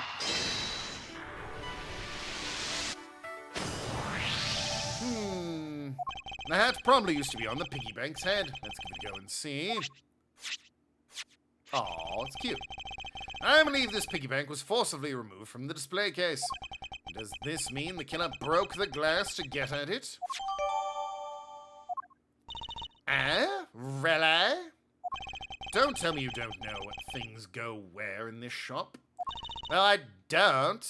Miss Rhoda's in charge of this place. So come on, how should I know anything? I sense further inspection of the display case is needed. From glass suitcase. Well, they've got some stuff that makes sense. Jewelry, bags, books, I guess, make sense. Perhaps pictures of, like, where you went? I don't know, but... Security reasons, there's a lock on the display case. Miss Meal, if I may ask you about the lock. I was in charge of the shop as Miss Rhoda, so she's got the keys to all the display cases. I see. Oh, but you want to buy something. Do you want me to get the key from her? No, that's all right.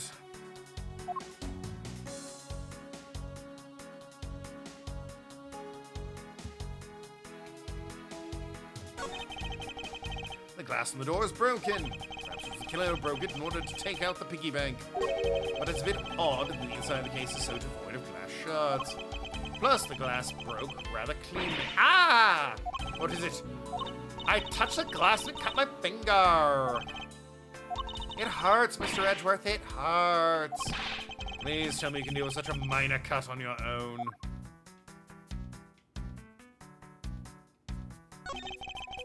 Is this the same man as the one portrayed in the statues around the elevator? Yeah, that's a paperweight of the founder, Goyu Airlines, Mr. Hugo Hughes. Assume the shop is a tax-free area, so selling souvenirs makes sense. Oh, tax-free maybe, because it's, you know, international. You know damn well they're charging you out the ass for stuff like this. You couldn't get you couldn't get the bag you wanted in the country? Well, guess what? We've got it, but it's like $300,000. That's probably a bit much, but you get the idea. Just saying. The bottom shelf, we have the cute one, mind you. The middle shelf is the realistic one. And on the top shelf, that's the floral version. Floral? Are you sure about that? And yes, you just said the first thing that came to your mind, right? Looks like I hit the bullseye. Yep. The floral version of the company's founder. I mean... Any evidence I hold. I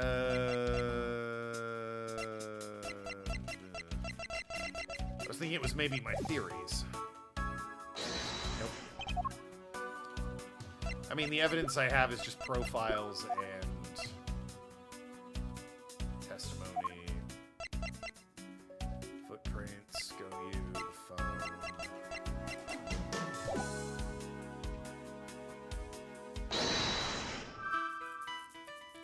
Some attack-free shops and airports charging an arm and leg for stuff? Yeah. I mean...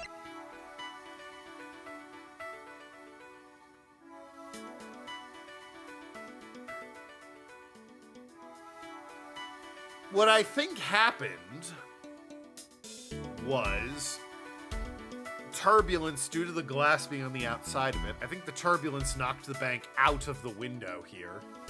The door, whatever. And that's why the glass is on the outside. Like, it broke during the turbulence. But I don't have turbulence as a point of evidence. On the back of the head. During turbulence. Maybe that. Cope must have shattered the glass case to take it.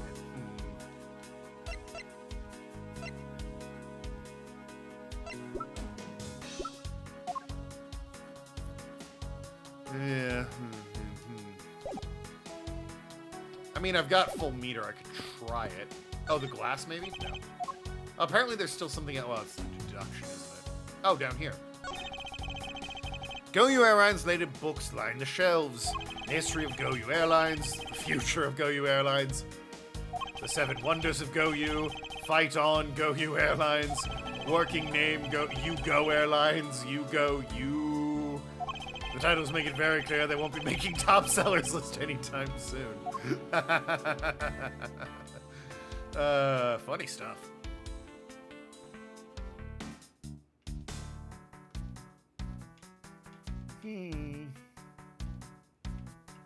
Well, I've looked at everything. Are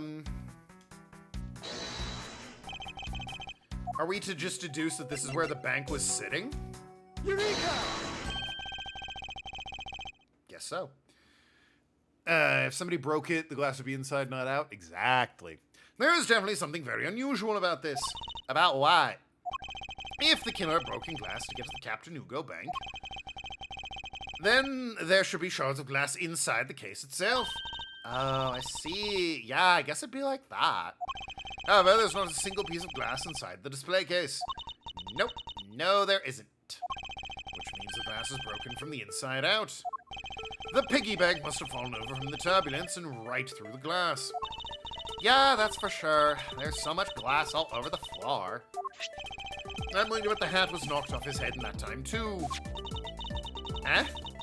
That's nice. Which leads me to believe, that's nice, that the killer took Captain Hugo Bank from here after the turbulence.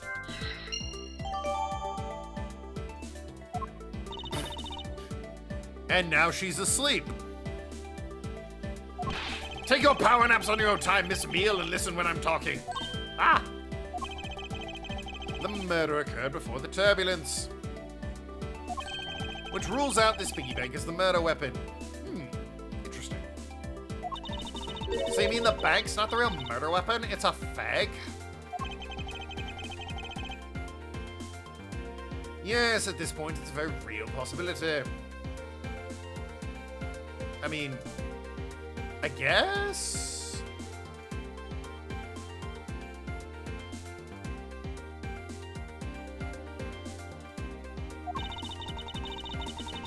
But then when the killer went to take Captain Ugo, the bank, I assume, they broke glass by accident? The display case is locked, so it's highly unlikely. Yeah, but there's one person who could have. No, and who would that be? Miss Rhoda, of course. I mean, she's the only one in charge of this place, so she has the keys to everything. Miss Rhoda to Nero, I suppose we should go have a word with her then. Okay, no we can't. Do we have logic from this? We do. Turbulence.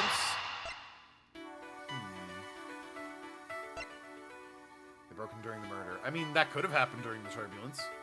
It also could have been the suitcase rolling around.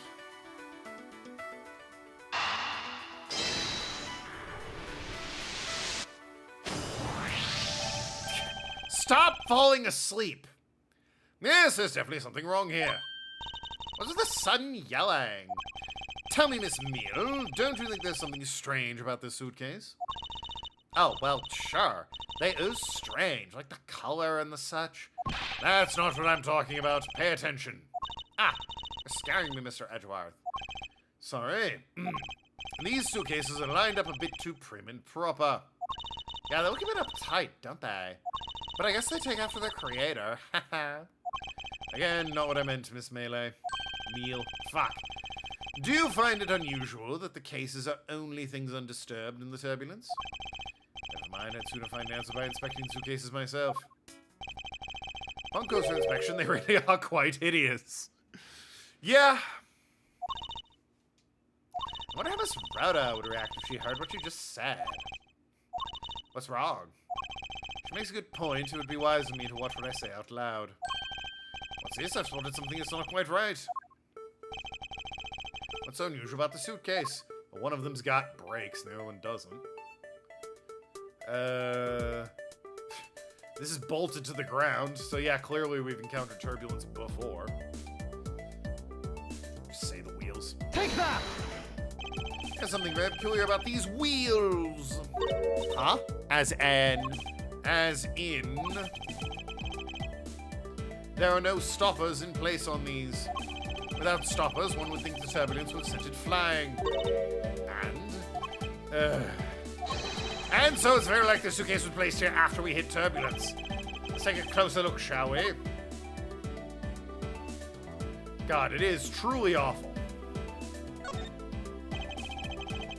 Oh, I kind of see it now. It is kind of like just a little badgery sort of thing, isn't it? God, it's so bad. It was apparently designed by Miss Tenero herself. Design has a certain je ne sais quoi about it. Yes, perhaps that's the best way to put it. $1,200 price tag? What the fuck? Not exactly priced by someone with a conscience, I'd say. Remember when I said it's $300,000 for a book? Maybe I wasn't off the money on that one. That's insane. Is their plan sell one of these hideous things and be done with it? It would appear to be unlocked. Let's take a look at what's inside. God, it's worse inside. Is that hearts it's covered in? Oh, it's so awful to look at. A piece of cloth. And it's soaked with blood. Ah, it's blood. It appears this suitcase is very strongly tied to a murder after all. All right then. So explain this to me. What does a suitcase have to do with the murder? I believe it's very safe to say the killer used the suitcase in some manner, such as to move something, perhaps. A lot of designer things are ugly. They're not that ugly, usually. Aren't you just talking about the cloth, then? That alone is too small. A larger item would be needed to move what I'm thinking. The thing I believe the killer used this suitcase to transport is... probably him, right? Its designer clearly has no fashion sense. True. I can't present him. Even though I think it's him. I guess his body? Take that! Yeah. Something that would fit inside a suitcase that is also covered in blood. Sounds like a dead body, doesn't it? Bloody cloth and suitcase. Bye. In light of this, I'd say Mr. Hicks has moved into the elevator from someplace. Which means the murder was committed here in an entirely different location. So you're saying that from moving a body into the elevator, the killer brought the suitcase here and just left that? Exactly. What is it? Nothing. Just that I was thinking about what Miss Rhoda said about coming here for something. Excuse me, Mr. Edgeworth. Oh, look, it's Rhoda. I wanted to give you a bit more time, but I'm afraid I wasn't able to convince the captain. I'm very sorry, Mr. Edgeworth. The captain feels he's allowed you ample time. Says he'd appreciate it if you could wrap it up and you could return to your seat. I understand his sentiment, however, I'm not allowed to complete my investigation. The crime scene may become contaminated by the time we land. If I must stop, I insist I be allowed to oversee the preservation of the two sites. Under your supervision, of course. If that's your only condition, I believe we can accommodate your wishes. I'm here to assist you in any way I can, Mr. Edgeworth. Sounds like fun! We can camp out and watch over everything together. I found proof. She's a moron. The real crime scene was not in the lounge, and I have enough evidence to prove myself to be innocent of any wrongdoing. And yet, regarding what Miss Meal reminded me about Miss Tenero, I cannot allow my investigation to end here. The truth must come to light. To be continued. Yeah. Scratching the old head. Yeah, I'll save it. Excuse me. Oh, God. Wow, that is a big plane looking at it. But I also recognize a certain character there eating what appears to be a box of sushi. I know that once we had landed, I'm supposed to let the local police take over. And thanks to Miss Tenero and Miss Meal, I was able to preserve the crime scene. But I can't shake it. I wasn't able to talk with Miss Tenero in private. So I'm left wondering just what she was up to, and why did she do what she did. It must be a way for me to continue my investigation.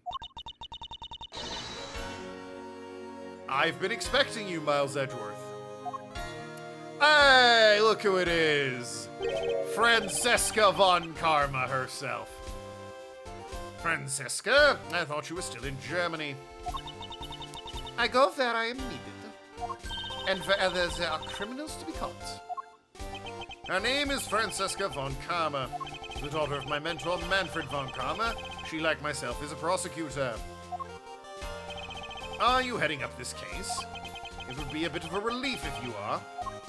Don't you try to flatter me, Miles Edgeworth. I am placing you under arrest. What?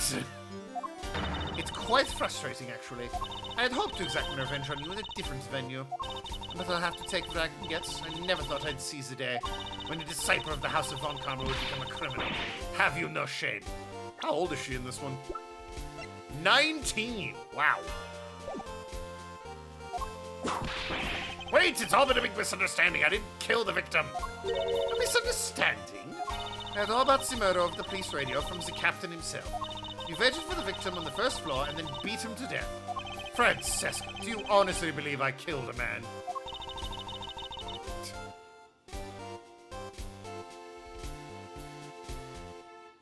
Yeah. I suppose I should reserve judgment till after I investigated this for myself. I can put your arrest on hold until then. That is as it should be. I thought the Electron had to perform my duties from you of all people. To be perfect in every way, the fulfillment of that creed alone is all I strive for. Well, I have my own creed with which I must fulfill, so why don't we solve this together? I have to get going, the crime scene awaits. Don't you dare leave now. Trust me, I had no intention to. Detective Gumshoe. Ah, here he is. Yes, sir. Too slow. Ow!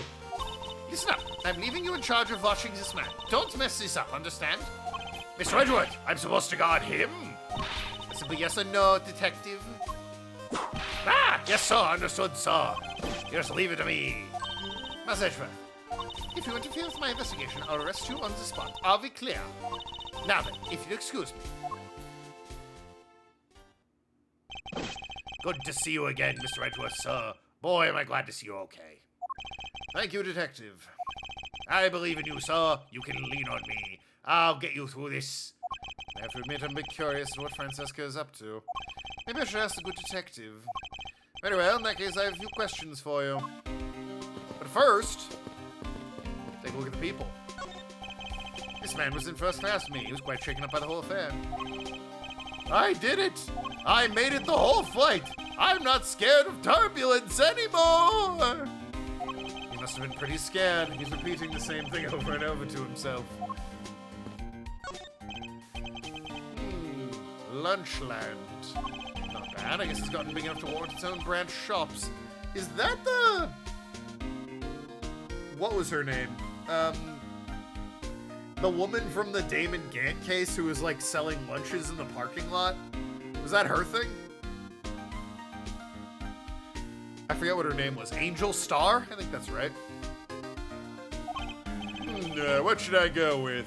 I recommend the airport special World Flags lunchboxes. Available only for a limited time. Yeah, a variety of lunchboxes. Might have been her thing. Yeah. Made to look like different countries' flags. That's kind of cool. I wonder if they're aiming to take Lunchland to the international market. I imagine it's a lot of rice. Rice is pretty easy to just dye, and it goes with everything, so.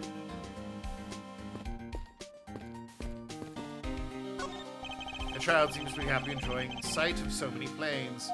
Wow! I love to watch take a run down that runway. Oh, the youth of today. So much potential, yet so misguided. The kid's athletic. What of it? What view of the planes preparing for takeoff? Besides the turbulence, they're really not all that bad as a mode of transportation. Looking from behind, I think I've seen this man somewhere before. This guy from the first game. Oh my god, and he's memeing still. He's memeing. Nom nom nom nom. In Soviet Russia, world flag lunchbox each you. Found it, Bo. Oh, I feel a wave of creative powers coming on. It's over 9,000, Bulls. For my next neat movie, it's gonna be the Steel Samurai Warrior of Neo-Old Tokyo versus World Samurai Champion of Earth. It's gonna rock soar so many boxers. So the Steel Samurai is finally getting a movie. Anyway. I think that guy's name was Salmonella, of all things. So, how is the initial investigation going? We just shipped the body off to the coroner's office. And we're taking statements now, sir. Sounds like Francesca. She was always good at quick responses to a case. I'll say she was a little too quick, sir. Oh, how so? I washed over as soon as I got word of the affair, sir. But somehow, when I got here, Miss Von Karma was already here barking out orders at everyone. It was kind of creepy, as though she knew there had been a murder or something. And it come in advance to await your flight's arrival. That is sort of odd. You show up rather quickly out of the blue. Plus, I still don't know why she's here in America. There must be some backstory to all of this. Well, I mean, I imagine they radioed ahead they had a dead body and a suspect, but I guess that doesn't explain why she's in America. The Lunchland thing is Angel Stars. Oh, there you go.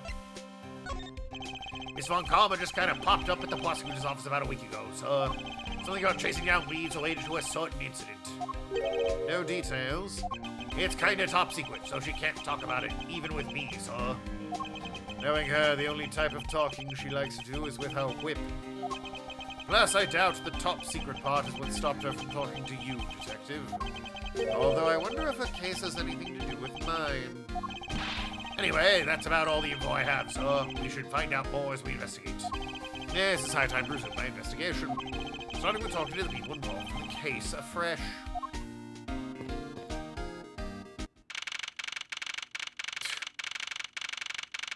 That the pilot? Damn. The gloves are a nice touch. Or the captain, I suppose. So you must be the captain. Oops. Why, yes. Yes, I am. And who might you be? I'm basing this on his shades and sick gloves. I'm the prodigy prosecutor, Francesca Von Karma, and I have a few questions for you. Don't you dare, Captain, getting friendly with another woman. Oh, they're banging. Got it. I'll never forgive you if you dare. What are you talking about? I only have eyes for you, my dear Cammy. I wouldn't bet money on our captain being much of a reputable person. So you don't want to ask the captain some questions, sir? He was in the cockpit the entire time. I highly doubt he would know anything of use. Anyway, I would leave that type of witness to Francesca and her whip. I appreciate that explains why Cammy is, like, allowed to run around, and, Rhoda, who appears far more professional, is not. Ah! I need to examine my seat for an achievement. Ugh. Now see here. Ah! Sorry, I'm sorry. How long do you intend to hold me? It is impossible for me to be the criminal I told you. Mr. LeBlanc. Oh, it's you. Tell this man to stop stopping me from going. Time is money. I don't even have 1 second of wasteful time to spend.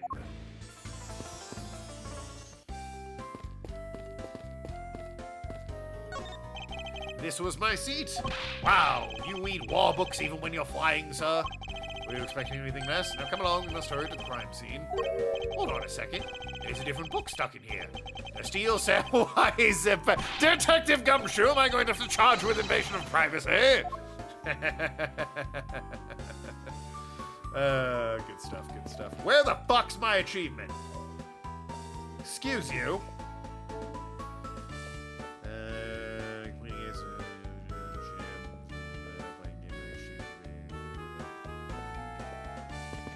Was it this, maybe? Edgeworth, I think you have too many red knights on the board. It's just your imagination. It looks like the blue pawn is being completely surrounded by the red knights. Now you're seeing things. Sir, I don't think you're supposed to have lots of the same piece like in checkers. I know that, detective. What do you take me for? There it is. All right. Prosecutor's true passions. Examining. Okay, I had to look at both. Is he the Red Knights and Phoenix is the blue pawn? What's shaking, bacon? What did I ever do to deserve this? More than this job, all I truly love is my sweet Cammy. I suggest you not say that at this moment in front of Francesca. If I have a word with you, Miss Meal. No, you may not have a word with me. I don't want to talk to any other man except for the captain right now. Me too, Cammy. I will never talk to another Ah! This definitely looks like a job for Francesca. Queen. Francesca, I'd like to ask you about the investigation. Mazetra, can't you see I'm in the middle of taking a statement? This man is the only captain in title. I'm going to teach him to do his job properly. Ah, okay, from now on, I'll keep my focus and take my responsibility seriously. He's really trembling now. If it makes him take his job seriously, it's not such a bad thing, is it? Why you hear me like that, sir? Oh, Francesca. Did you finish taking his statement yet? Yep, all done, sir. I do not concern if you're not done examining the cargo hold. I want my cargo back. You have cargo, do you? You make a single scratch on my art, you will pay. Art? What sort of art? Mr. LeBlanc is an art dealer, so he's got a bunch of artwork down in the cargo hold, sir. There's practically a mountain of them, large and small. From folk costumes to stone statues, I sell all kinds of art. Folk costumes? Speaking of which, Mr. LeBlanc's hat looks kind of like the other piece of cloth. What do you think of this? That's you. What do you think of this? Mr. LeBlanc, can you take a look at this for me? Ah, it's a Borginian cloth. As I suspected, your hat is made of the same material, I suppose. Yes, of course, this fabric is so famous. Orders come from overseas for more. Then, this is the cargo you were talking about earlier. No. My cargo this time is much, much more gigantic. Detective, when can I have my cargo moved? Get your cargo back when we're done investigating, pal. The stubbornness of you police is no good.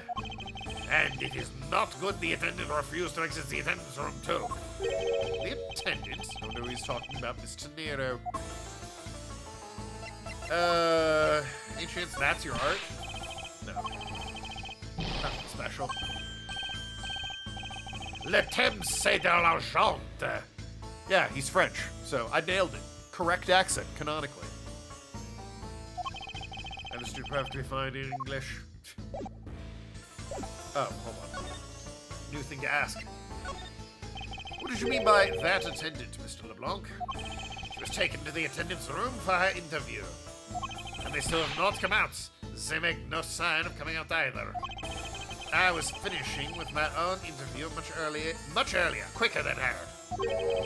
Why is Mr. Nero's interview the only one that's taking up so much time? Mazetra, you were given free rein to examine the plane, weren't you? I was able to obtain the cooperation of the flight attendants. Speaking of attendants, I'd like to speak with Mr. Nero. I wonder if you might grant me permission to enter the flight attendants' room. Before I do... Now she's French.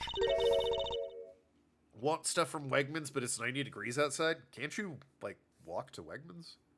Like, I get 90 degrees is hot, but, like, if it's within walking distance, how long are you outside for?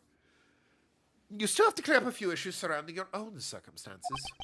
I understand. God, my nose is so stuffed from having to do all these voices. You may have tricked those attendants with your sophisticated talking, but you can't pull the wool over my eyes, Mazejveth.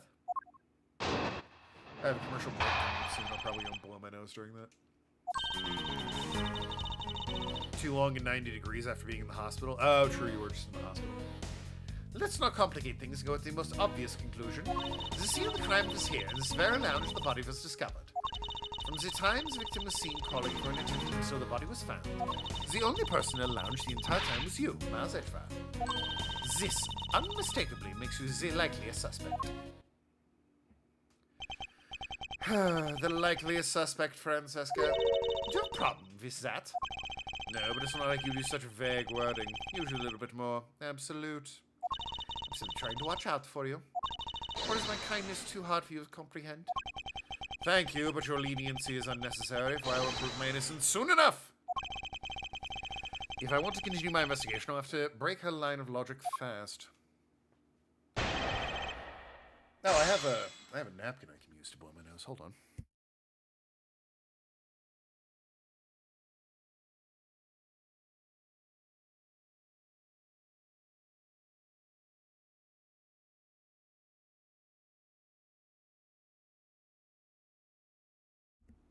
Oh, that's much better. Not complicate things. Ahem. Hold it! Don't you think you're being a bit rash by simply declaring me the culprit? I like my affairs to be simple and perfect. I'll show you the meaning of both when I finish this whole thing within 3 minutes. You say that like you're cooking a pack of instant noodles. Ah! I won't allow even 3 seconds of Deuce's testimony to be uttered in my presence. I see she hasn't changed a bit. But I won't allow her to send me to prison so easily.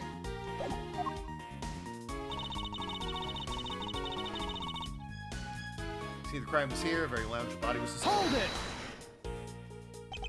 So tell me, Francesca, do you know all there is to know about the crime scene? I know all I need to know in order to arrest you. And nothing more. Are you saying there is more I need to know? Ah! Why did you whip me, sir? Sorry, Scruffy, my hand must have slipped. It would appear Francesca doesn't have all the facts of the case yet.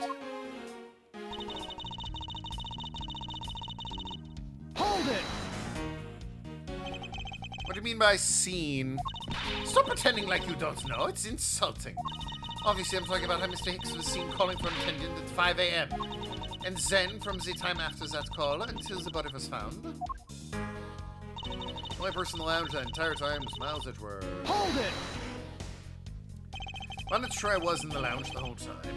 And that fact alone does not make me a criminal. Objection! Ha! We'll see about that at the conclusion of this investigation. However, there is one thing that even you must admit at this time. Unmistakably, you're the most likely suspect. Hold it! Under the circumstances, I suppose to agree with that. I am the most likely suspect. I believe in you, sir. I don't think you did it. Miss Von Karma's gotta believe that too, right? I mean, you two are like siblings. Ow! Right, Scruffy. Even if we relate by blood, that's no guarantee he is not the criminal. Francesca, I demand to see some proof you're not the guilty party. Likely a suspect from a roundabout euphemism. But it would appear she doesn't yet know about the new evidence we acquired and where we acquired it. I'll take care of the gaps in our logic one at a time. Only person. Probably the footprints, yeah? Yeah. Footprints. Objection! What? The footprints leaving the elevator. It seems your logic is not as perfect as you think. And what is we supposed to mean? It means somebody left and that someone was in the elevator, thus the footprints. Oh, no, I think they explained, like, I could have stuffed the body in the elevator, then the grape juice spilled, and those could be my footprints. Like, I guess?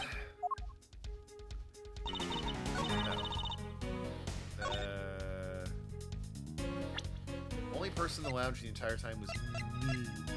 Is that right? I can't present profiles.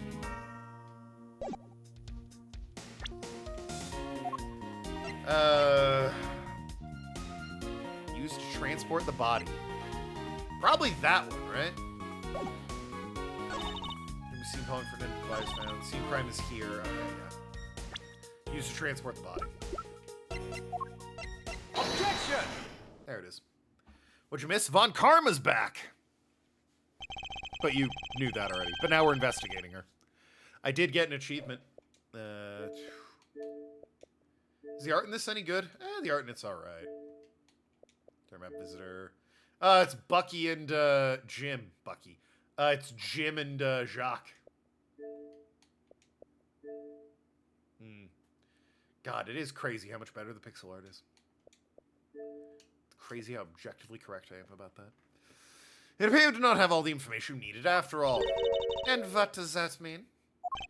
I found a nice piece of evidence just before I was forced to stop investigating. A piece that proves the body was moved from a different location.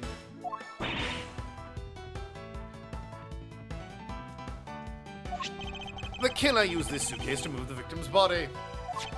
Meaning the real scene of the crime is not this lounge at all. Objection! Now who's the one rashly jumping to conclusions? Excuse me. All you did was find this piece of cloth inside the suitcase. That doesn't prove the body was moved. It could be the killer simply chose that suitcase as a good place to hide the cloth. I expect you would come to that conclusion. It would seem I can't escape that easily. You should know better than that. Avant Karma is perfect in every way. Ah, but did you know the killers definitely wheeled the suitcase around at some point? Objection! As if there is proof of that. There's proof suitcase was moved around. Is it here? Yeah, it's something being dragged through the wine. Or the grape juice. Take that! Now it's the footprints, yeah.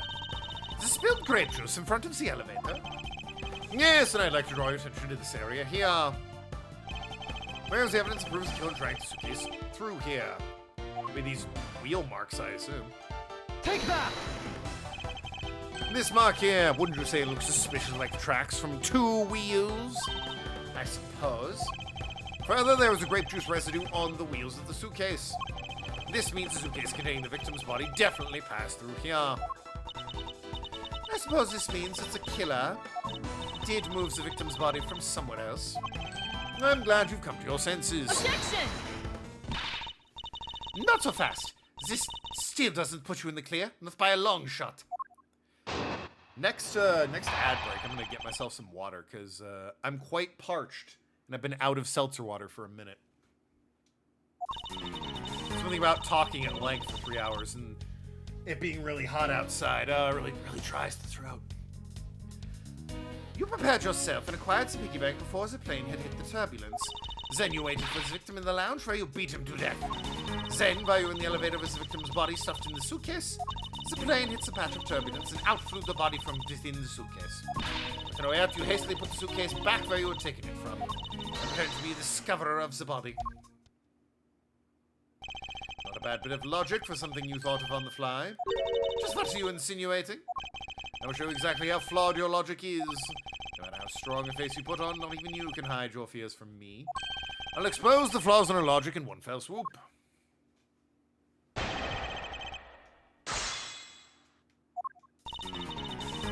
Hurt yourself and acquire the piggy bank.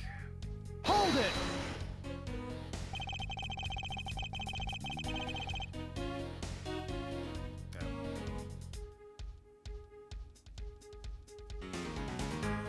Oh, wow. Interesting.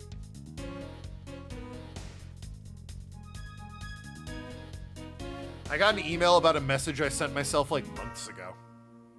It's like, yeah, I've seen it.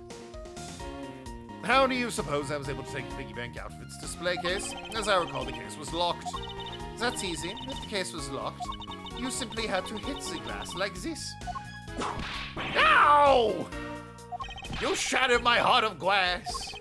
But she wants to talk about the inflight shop and the Captain Hugo Bank, doesn't she? That takes care of how you obtained the murder weapon. The lounge repeated. Hold it! I thought there wasn't any of the victim's blood found in the lounge. I thought you'd say that, but did you think I wouldn't have noticed? I think you just found a way to cleverly hide the blood splatter in the lounge by accidentally spitting grape juice on top of it. Are you accusing me of tampering with the crime scene now? We'll save, won't we? The forensic scientists are hard at work as we speak. And what do you suppose I did after that? We're in the elevator with the victim, body stuffed in the suitcase. Hold it!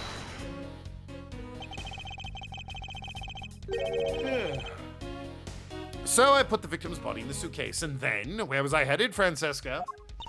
That's pretty obvious. You are bringing it to first class where you could safely keep an eye on it.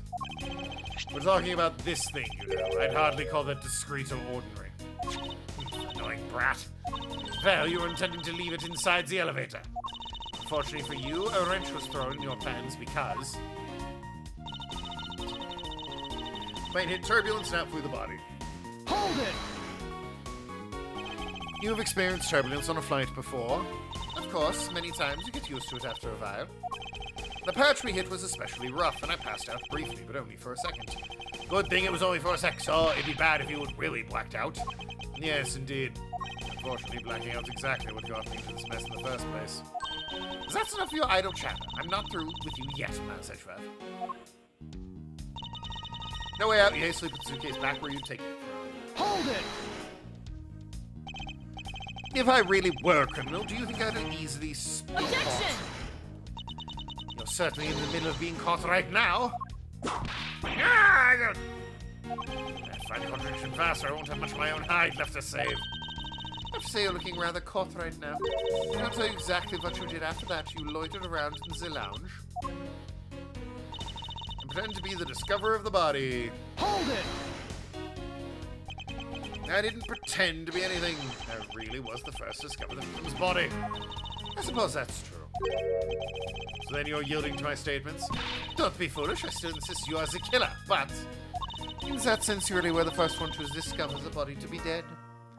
No matter what I say, she seems dead set on making me out to be the killer. I'm guessing she doesn't genuinely believe this. Francesca, not an idiot, so she's not going to go around accusing Miles of being a murderer. She knows better than that.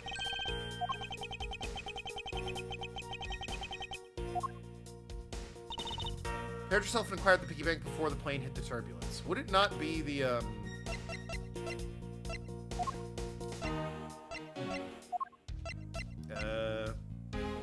yeah, it was after the turbulence, right? Because the whole thing is the glasses on the outside. Objection! Yeah. The fact that you took this piece of evidence into account in your testimony is to be commended. Your legal prowess is certainly something to be feared. Evidence and logic. Essential tools that those who would stand in the courtroom must learn to master. But if it was a fake piece of evidence thrown into the mix, a fake, this Captain Ugo piggy bank is just a fake. It is not the real murder weapon. What? The timing of the bank when it was taken from the shop is important. And it was taken after the turbulence had occurred. But then what about the blood on the bank? What do you make of that? I assume it was added after the murder weapon when the killer fabricated this weaponry. Looking at it this way, the killer basically did three things after the turbulence hit. After exiting the elevator, the killer brought the suitcase to the shop and left it there. Then the killer proceeded to pick up the bank from the floor and took it to fabricate a fake murder weapon by hitting the victim on the head. Finally, the victim's wallet was planted on my personage, in my pocket to be precise. Everything was done so that I would be framed for the murder of Mr. Ackby Hicks. You there! Yes, ma'am. Other than this piggy bank, was anything else resembling a murder weapon found? We didn't find anything in the lounge or in the shop that could be used as one, ma'am. Most of the items that could have been used were broken during turbulence, and the remaining items all tested negative for any trace of blood. I see. Well, Mazet, it appears your stall tactics are at an end. Okay, my ad's running. I'm gonna go get water, because I'm thirsty. Yeah, parched even. Downright dehydrated, one might say. Ronflex, take over. Don't say any slurs.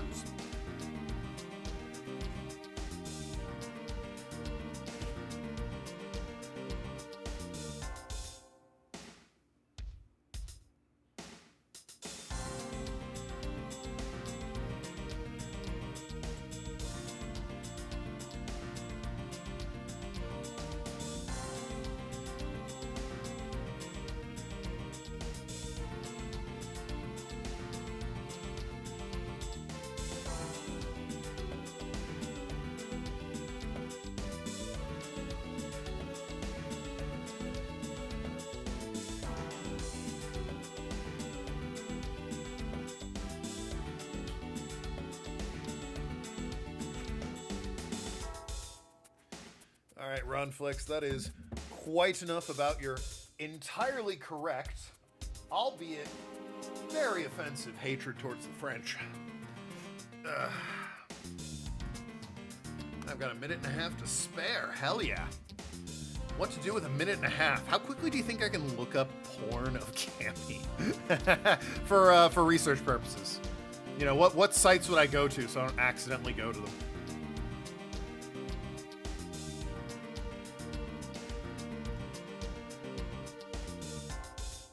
Purely for science. Research, exactly.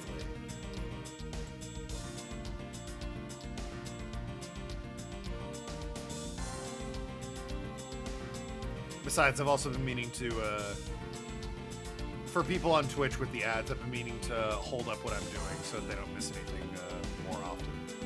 Accidentally don't go. Yes, these are all things I said. I'm glad we understand the message.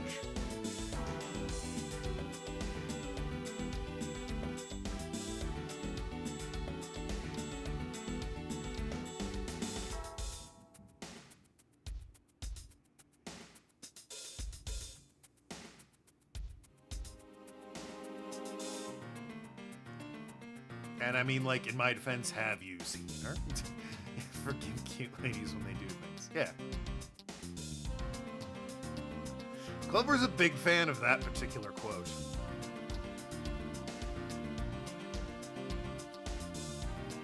Alright, ad's over. Did you finish Divinity on Monday? No, didn't even get to Act 3. A lot of Divinity is just talking, is the crux of that game. But, yeah, no, it was a lot more political shit and a lot more war games. My two brothers are on death's door. Like, I build up my forces and I can take them. My sister in that game is proving to actually be somewhat of a challenge. She's got her armies and they're quite mobilized. Anyway, ahem. Now I'm back with my water. I see, well, Mazet, it appears your stall tactics are at an end. But it's possible it's just hidden somewhere, sir. Ah! If the criminal had wanted to hide a weapon in the safe place, I think the weapon would have been hidden in the same place as the bloody cloth. Exactly what I was thinking. Because the cloth was hidden inside the suitcase, it seems to me that the killer had not prepared a more secure place to hide the evidence. Which means the real murder weapon is either still on the murderer's personage, or still at the real crime scene. Objection! You added it? Yeah, but you keep referencing it specifically. There is one more possibility, and that would be that the piggy bank is in fact the real weapon. But didn't we just... Let me finish. The killer took the bank out from the display case before the turbulence by opening the lock on the display case door. And when it was time for... And it was at that time the glass pane on the door was broken. I'd say it's a perfectly reasonable line of reasoning, wouldn't you? Because relevant? True. I don't think there's a single woman in Ace Attorney that I'm like, you can't get away with things, because Ace Attorney loves drawing beautiful people, mostly women. Obviously, the evidence is on screen right now that they also love drawing beautiful men. But, like, you know, I'm just saying. These are some beautiful people. But anyway. Ahem.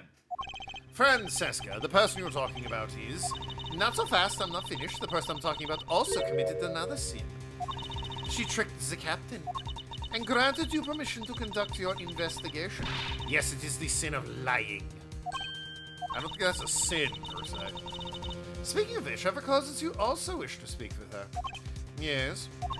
Very well, permission granted, but only if I can sit in on your interrogation. Do we understand each other? I have no intention of interrogating her, but you are welcome to accompany me if you so wish. Mr. Nero is in the flight attendant's room. Let's move. Lying is a sin? That sounds like a lie if you ask me. Clover, known sinner, continuing to commit known sins of lying about whether or not lying is a sin. Okay, this room needs to be talked about.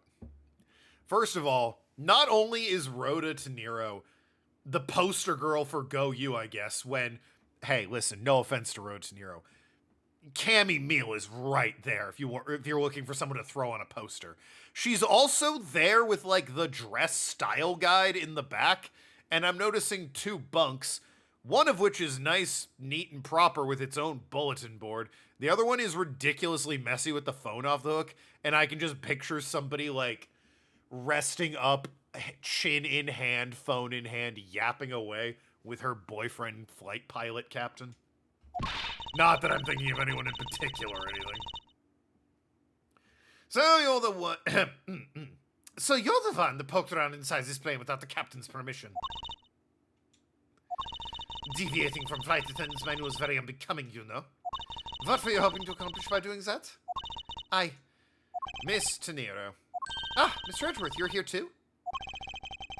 Could you please help us shed some light on why you did what you did? All right. Why does this box just say fabulous?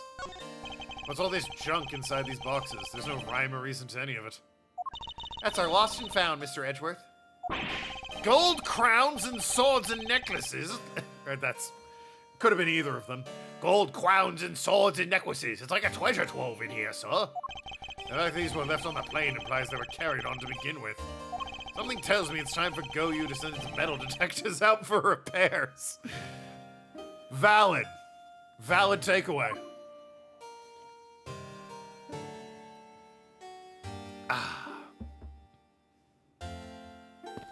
God, there's like junk food and shit all over here too. It's pretty easy to tell who sleeps in which bunk just by looking. I'm almost certain the well-kept one up top belongs to Miss Tenero. Ew, the bottom one's a giant mess. You're sovereign, squalid scoundrel of a man. You dare to scrutinize a woman's bed and invade her privacy? Damn. Get him. Love her. No! There's some things in life best kept to yourself, detective.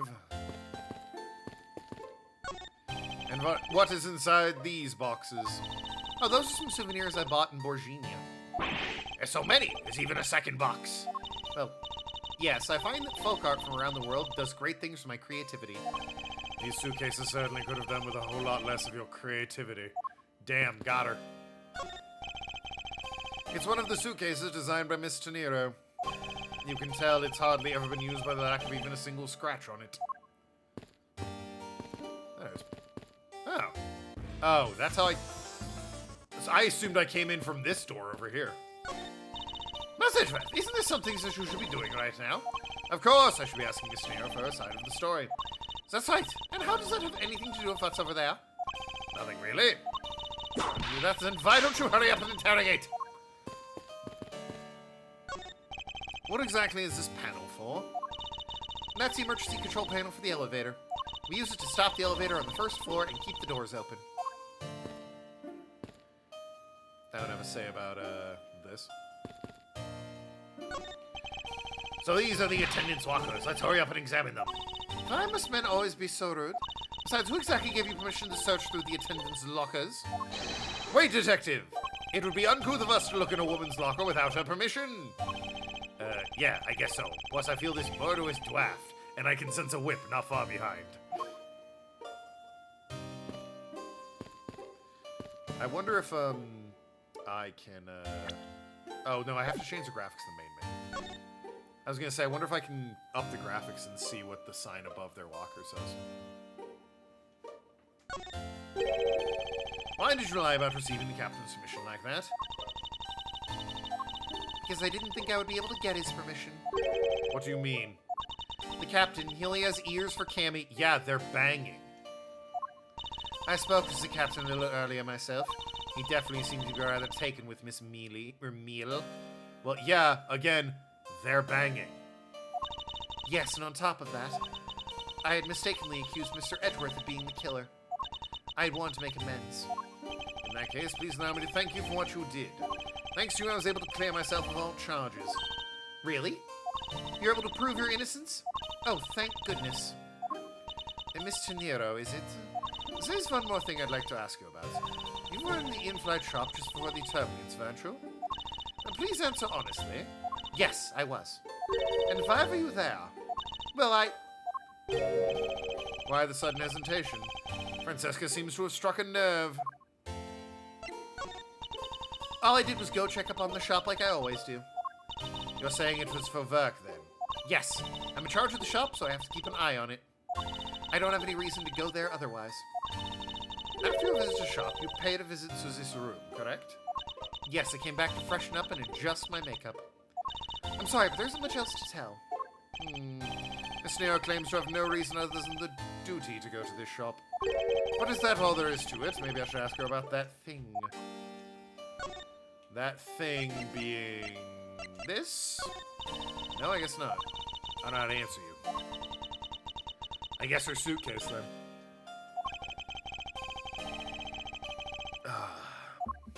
Good water. God damn it. I keep thinking the bumpers change pages. It's the thumbsticks. If you could please take a look at this for me, Mr. Nero. Oh, that suitcase. Yes, about this suitcase. You're the one who designed it, correct? And I think I figured something else out about it. This suitcase is the reason you went to the shop, isn't it? There's nothing you won't find out eventually, is there? Won't you please tell me more about this suitcase? Yes, I was interested in seeing how the suitcases I had designed were selling. I know that as a service professional, I'm not supposed to care. But I really wanted to know. I'm gonna bet poorly, both because they're hideous and no one buys a suitcase on the airplane. I was glad to see it was the last one there. Wait, what? The last one there.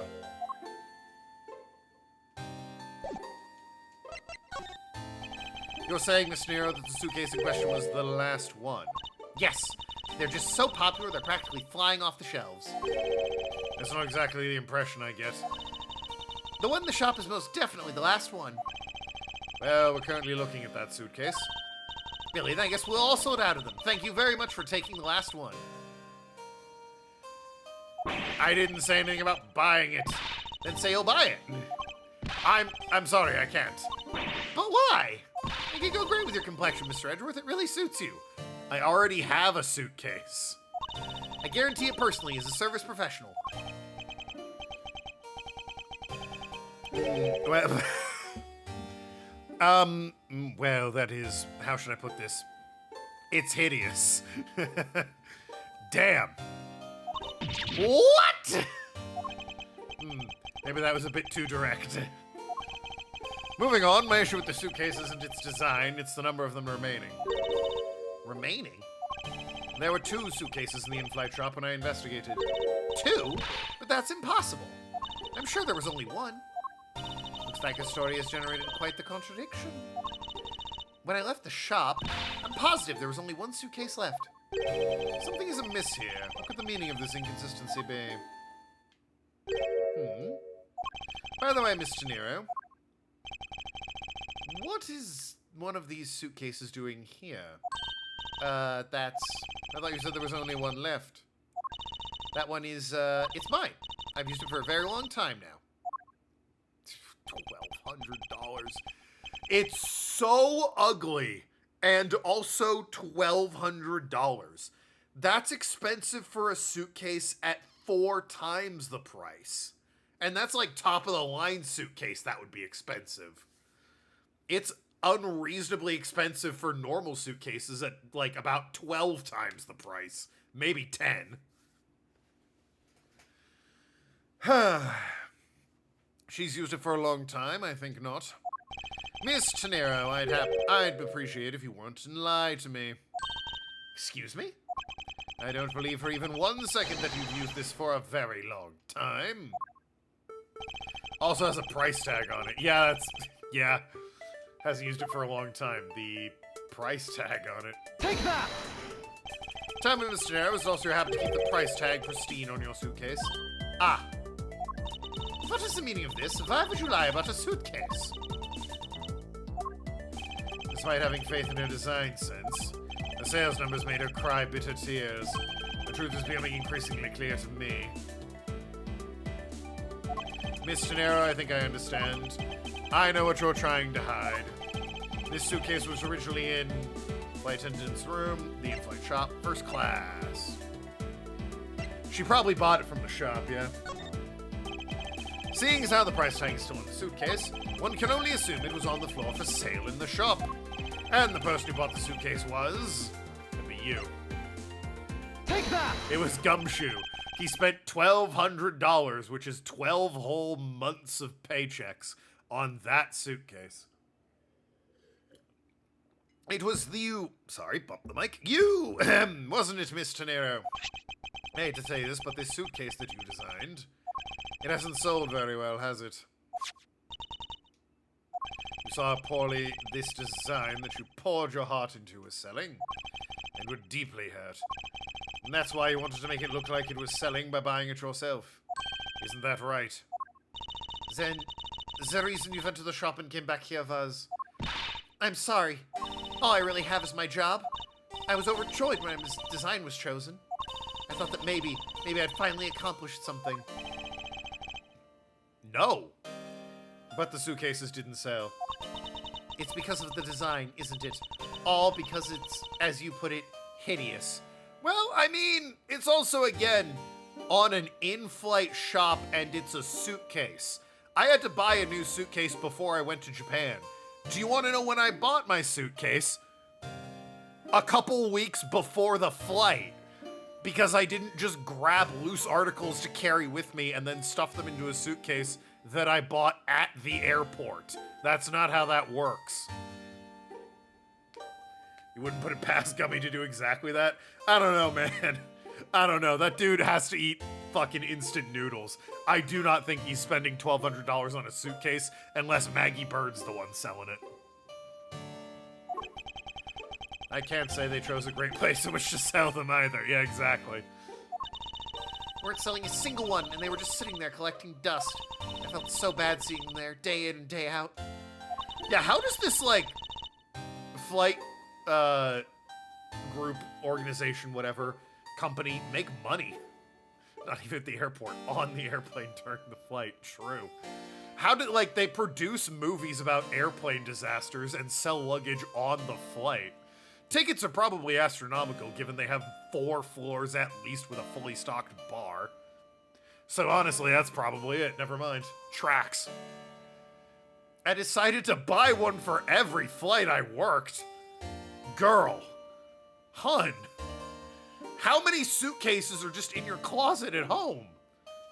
You buy one every single time you work a flight? I see. So in order to keep your resolution, you went and bought one today as well. Yes, and here's my receipt for the purchase. Jesus.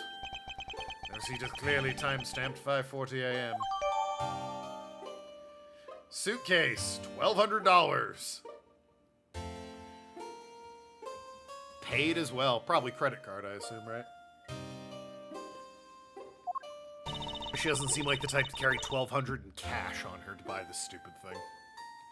The truth is, there's still a bunch of them left unsold. They're planning to scrap the remaining ones at the end of this flight. Mr. Nero, where are these other suitcases? Shall be down in the cargo hold. As in the suitcases the killer used, could very well have come from the cargo hold. Mr. Edgeworth, you don't think the killer used one of my suitcases to? Yes, I do. The killer used one of your beloved suitcases to move the victim's body. Ah! How could they? Those suitcases were meant to be faithful partners to our passengers on their trips. They're suitcases.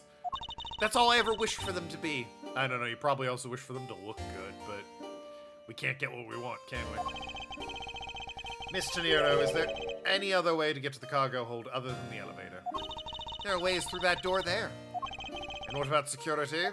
The door has no special lock installed because just to enter this room, you need a special keycard that only crew members have access to. Which means the culprit is someone who can enter this room, eliminating the passengers and leaving only crew members as potential suspects. I can't believe it.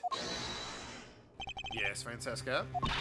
Go on these wild goose chases. You're a disgrace to the Von Common name. And what do you mean by that? The suitcase came from the cargo hold. That fact alone tells the whole story. Yes, which is why I said the culprit must be a crew member who used their key card. Mouse Edgeworth! You're proposing the killer rode the elevator from the cargo hold, correct? Yes, that's the only realistic possibility. That other attendant, Miss Meal, I asked her earlier and she had this to say. Professor got information out of Miss Meal. In order to make the elevator go down to the cargo hold, a different key card is required. A different one. Yes, and the only person who holds that particular card is you, Miss Rhoda De Niro, and only you. Ah! How much money does she make? Even if I lowball it, she probably has 50 flights a year at least. I don't actually know. A flight attendant? I would assume, like, 50 flight is not even 1 a week, Arg. I assume it's gotta be like 100 a week. That's it, or 100 a year. That's like 2 a week, roughly. A little less, but still. Assume design suitcase came out with it last year at $60,000 deep with it. Jeez, yeah. Oh boy. Mine's even rougher. It's 100 flights. That's $120,000 she sunk on these stupid suitcases. Is this true, Miss Tenero? Yes, I keep that key card in my locker at all times. Could you please show us the code right now? Yes, hold on. Ah! I don't believe it. What's wrong? The key card, it's gone. Very clever. Pretending that your card was stolen when in fact you're just trying to hide it from us. You really thought this through. Wait, it's not like that. You can tell us all about what it's like down at the station. Officer, arrest this woman. Yes, ma'am. Mr. Edgeworth.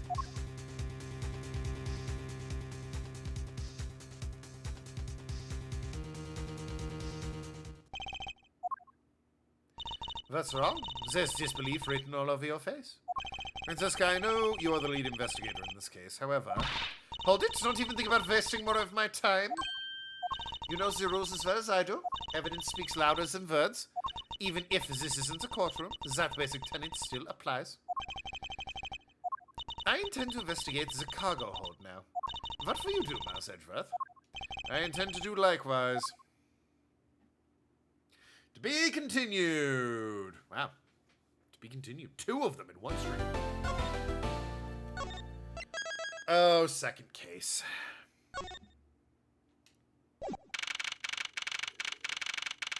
You have no reason being this long. Wow, so this is the cargo hold, huh? It's so big! All the suitcases. Yeah, God, there's even a second floor. Well, no, I guess those stairs are up to the attendant's lounge, right? Fair enough. This plane is a special model. It has both a super large cargo and an ultra luxurious first class seating. Economy and business have to fight it out for chicken scraps and bones when first class is done with it. Part of the reason I book it makes me feel warm inside. So this is the real scene of the murder. There's certainly a high probability of that, which is why we are here, correct? Okay, let's get investigating some. Alright. Bed sheets. Here's where our suitcase is obviously missing. No idea what this is. And some poor guy's suitcase. I assume this here is like going to be the main thing to investigate, so let's save that for last. Keeping track of this many pieces of cargo must be very taxing on the crew. It sure brings back memories of when I worked as a part-time mover, sir. Yeah, I worked as a part-time mover. I look in his eye, he's waiting for me to ask about the rest of the story. But no matter how hard he pours the puppy eyes on me, I have no intention of doing so. Aw, poor Gumshoe. According to Google, flight attendant typically takes between 600 and 1,000 hours per year, which translates to roughly 720 to 1,200 flights annually. Good Lord. Full-time gig, right? That's...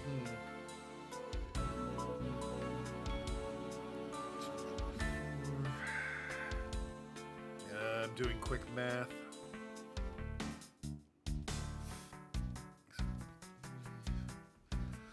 So 700 would be about, and that's the low scale, 4 flights a week. Yeah. Nah,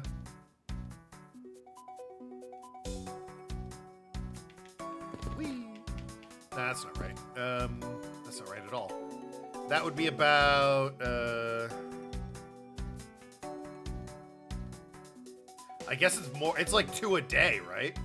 Because like there's 365 days. Double that, you're at about 720.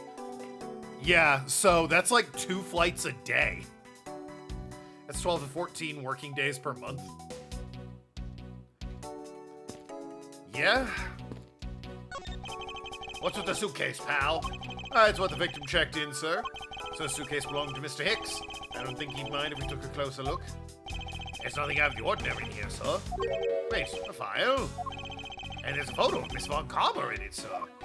Looks like a profile on Francesca. What the hell? Why would Mr. Hicks have a file on her? All sorts of boxes piled up here. This one says flammable, and this one says pharmaceuticals. This one says for exorcism use only. Just what kind of operation is this airline running? Yeah, like what? Flammable pharmaceuticals, sure, fine.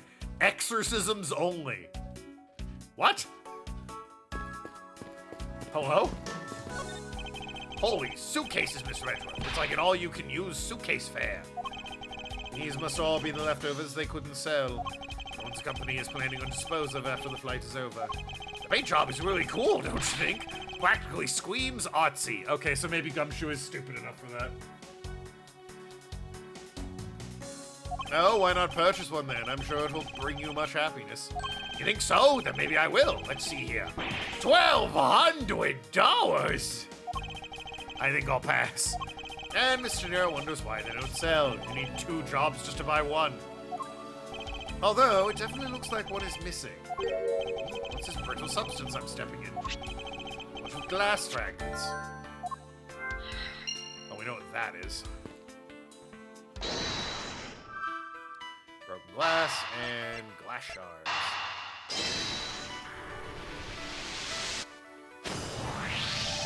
I think we can safely conclude from these fragments are from a pair of glasses. And the victim was wearing a pair of broken glasses. Exactly what I was thinking. I'm sure the shards would match up perfectly with the remaining remnants of his glasses. Ergo, the victim was here, just as I suspected.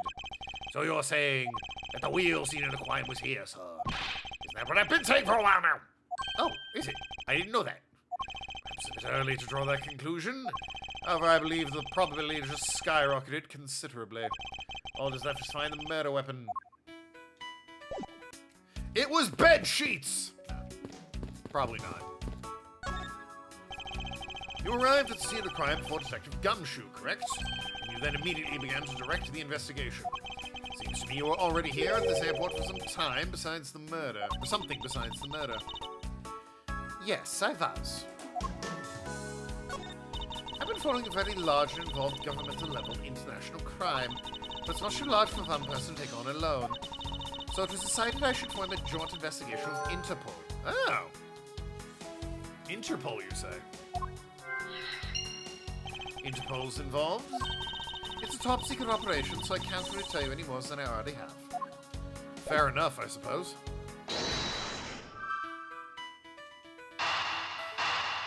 I mean, gotta be it, right? Now, why would Mr. Hicks have documents on profiling Francesca? Oh, I know. I bet he's a big fan of Miss Von Karma. That is some loud thunder outside. I'm hearing that over my own voice and headphones. Francesca said she'd come to the airport as part of an Interpol investigation. Oh, maybe Mr. Hicks had heard she was coming here and followed her. Actually, I think it's more likely Mr. Hicks was in actuality Interpol Agent Hicks. I think Francesca has some explaining to do. You came to the airport to rendezvous with the victim, didn't you? Nonsense, what are you talking about? We found a profile detailing information about you in the victim's luggage. I suppose it was prepared for him so he could recognize you when he landed. Which makes him not Mr. Hicks, but rather Interpol Agent Hicks. Is that correct? I should have known you'd figured it out, mouthed Sedgeworth. It looks like they got to him first. So he really did come here to receive an Interpol agent, then? Yes. Agent Hicks was on the trail of a very large international smuggling.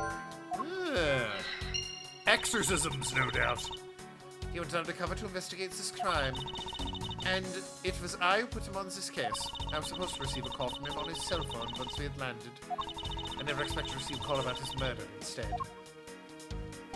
I think we now have a pretty definitive evidence. I'm gonna go ahead and save, because I'm hearing thunder outside, so just in case my power's knocked out in the next 20 minutes or so, I don't lose progress. Then Agent Hicks came here from the cargo hold. What was he doing down here, sir? There's nothing but luggage. Oh, I get it. Maybe he forgot something in his suitcase and came down to get it. Ow! Agent Hicks came here for work-related reason of That I am sure. Yes, I'm sure he was investigating the smuggling operation he was observing. Francisca, do you know exactly how he intended to pursue his investigation? No, unfortunately, I was going to find out from him after he landed. I see, but that raises another question. A normal passenger can't access the cargo hold on their own.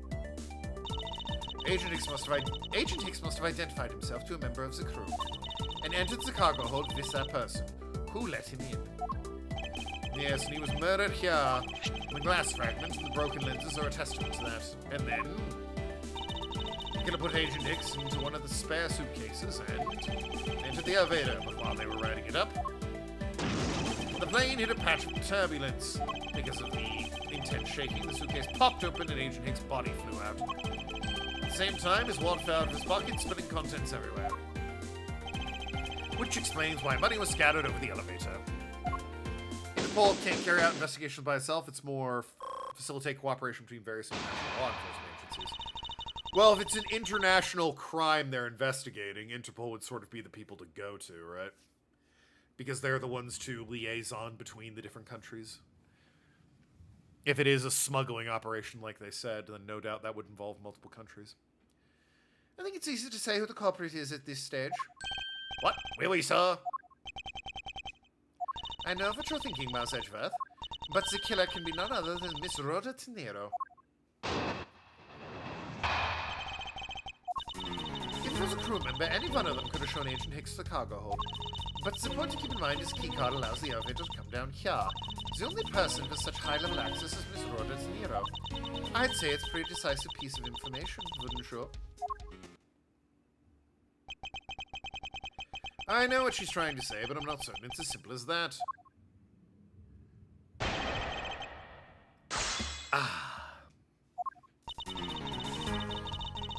Righto, press everything. Hold it! As you do.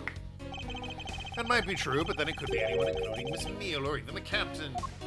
Don't be a fool. A plane without a pilot in the cockpit is like a horse without a rider crop in hand, much like Scruffy over there. I can't disagree with her on that. Detective Gumshoe does always need a guiding hand. Very well, what about the other flight attendant, Miss Meal? I thought you might ask about her. Keycard that allows the elevator to come down here. Hold it! It's highly likely the keycard was stolen from Miss Tenero. Objection! That would fall under facilitation. People wouldn't be carrying out the investigation. Well, clearly they were working with the prosecution of either Germany or America, which is why Francesca's here. It's highly likely. Is a possibility is the best you can come up with. And you call yourself a disciple of my father. Yes, well, I don't have any evidence. Be quiet, your disgrace. There's more evidence pointing at Mr. Rhoda Tenero, you know. It's not just the keycards that gives her away. You're talking about the murder weapon, the Captain Ugo piggy bank. Yes, she's also the only person with the key to open the display case. Yeah, well, it had to break out of the case. If she had the key for it, she wouldn't have needed to break it. Or just pick it up. Hold it! That's it. That's the one. That is a fake. Objection! Stop right there, Mouse Edgeworth. You don't have any proof this is just a red herring. If you must keep on insisting it is a fake, then what is the real murder weapon and where did it go? Speechless, I see. That's not a surprise. After all, you know that we searched the entire cargo hold and came up empty-handed. There must be a way. There must be something that can help me rule out the piggy bank as the murder weapon. Should I examine further to help us ascertain the authenticity of the weapon? The body. Francisca, I think you're too quick to jump to your conclusions. Oh, was I? Yes, we don't even have the autopsy results yet.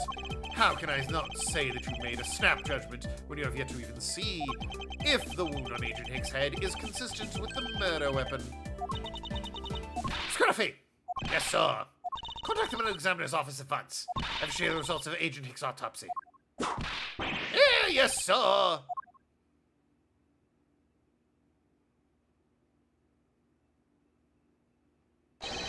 We got a big problem, Mr. Edwards, sir.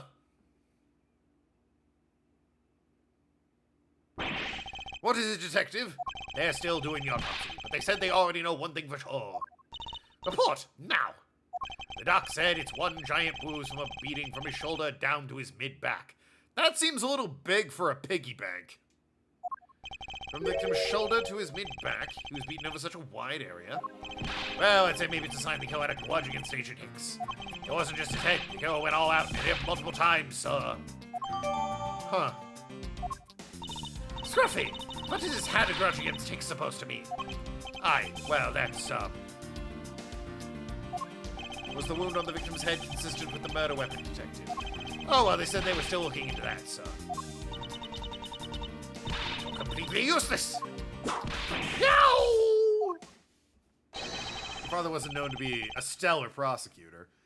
He was exactly known to be a stellar prosecutor. What do you mean? He had the whole never wrong in 40 years thing. It was only later that it really came out. But the thing he was known for was being a stellar prosecutor. Edward's better job, your father was just throw attendant to Madame Guillotine, no questions asked. Oh yeah, absolutely. He did not do his due diligence. He just made shit up and hoped no one called him out on it. This asshole. No! Remove yourself from my way! What on earth is all that racket? My luggage, my cargoes, they're mine. I demand you return them to me. We're still investigating the cargo hold. Understand, have a little patience. I suppose there's no choice. Finally, I think he gave... Hey, what are you? You leave me no choice but to use strong force. Arrgh! You won't get past me. Bro, you couldn't have just, like, grabbed him? You threw him over the side? This is... Wait, that's it. So that's what this whole thing has been about. Key display case, murderous bank. Oh my god. You know, we searched the entire cargo hold and came up empty-handed. Doc said it's one giant bruise from a beating down to his mid-back.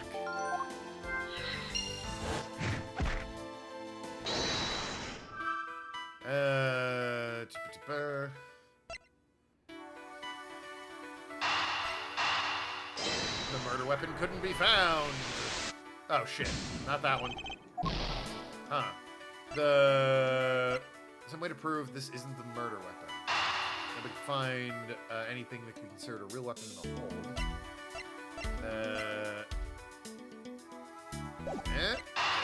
Maybe the smuggling? He was taken out for the smuggling. God damn it. I only have 4 things. I can't do anything else. It's gotta be one of these.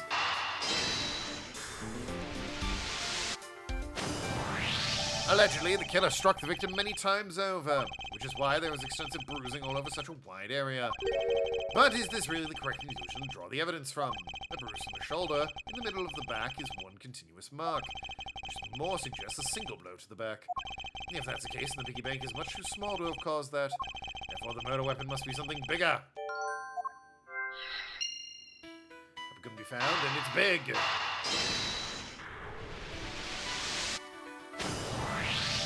Looking for a rather large weapon, you'd think it'd stick out. But so far, we haven't found anything that resembles a weapon of any sort. Perhaps it's something we all overlooked from the very beginning. Because normally it's too impossibly big to be taken into consideration.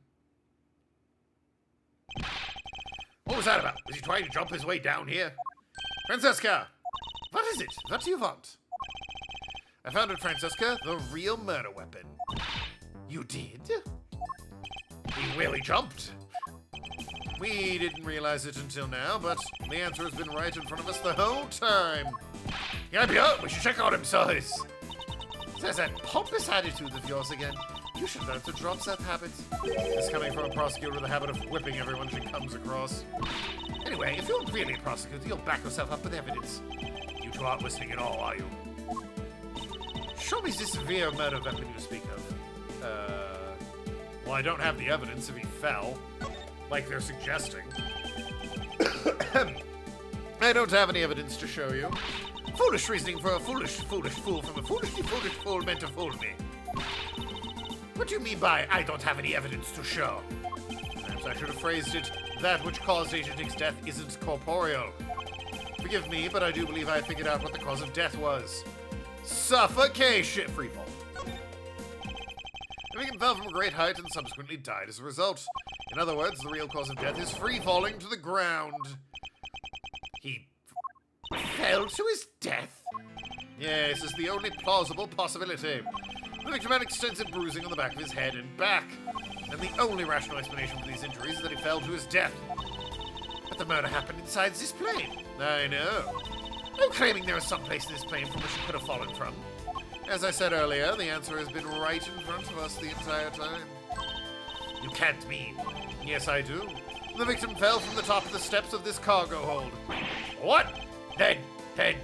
We're trouble. We have a second death on our hands, sirs. Hey, you! Tell me you are dead, pal! Quiet there! Why are you screaming? He's alive. And there you have it, Mouse Edgeworth. It's not possible that Agent Hicks fell over the railing to his death. The man is living proof of that. I suppose it's true that it's not possible given the current circumstances. The current circumstances? What is that supposed to mean? Suppose the large piece of cargo wasn't there at the time. What would have happened then? He would have been a Borgesian pancake for sure, sir. I suppose the man wouldn't still be breathing. But the reality is the cargo box is there. There's no point in entertaining a wild hypothetical scenario. It may be there now, but there's no proof it was always there. As if it could have been a window of time because the giant box was not there. But there was. What? Being used to show her it's possible the box was not always where it was now. One of these has like the brief stay over in Zangfa. Yeah, there we go. Take that! You're full and refueled in the Republic of Zangfa? Yes, this flight had a short layover in Zangfa in order to refuel. But that wasn't the only reason for the layover. It also transferred some cargo. What if the box in question was only transferred on the plane at that time? To further prove my point, let's take a look at what's next to the box in question. Ah, it's labeled Zangfa Express. Correct, meaning it was loaded onto the plane in Zangfa. Cargo from Zangfa. Now, what if the box in question was also loaded at the same time? It means that the box was not in the cargo hold during the Europe to Zangfa leg of the flight, making a clear drop from which Agent Hicks could have fallen to his death entirely possible. But your theory is still very far-fetched. Then allow me a chance to prove how very likely my scenario is. These two. My first order of business will examine that piece of cargo in more detail.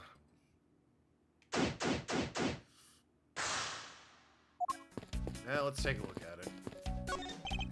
This is a rather large piece of cargo. There's a tag on it, sir. Let's see. A leaf red statue. Never heard of it. A leaf red.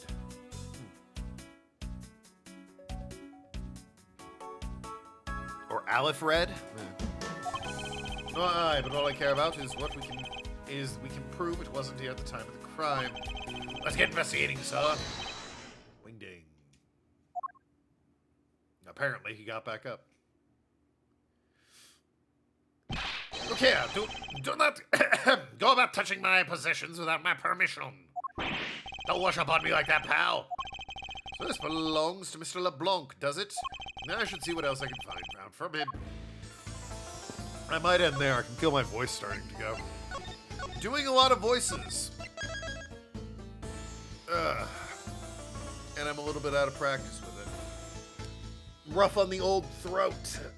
Well, when we come back next time, examining our boy from Borginia here and his terrible, terrible clothing and his terrible, terrible voice as he tells us all about his wonderful cargo.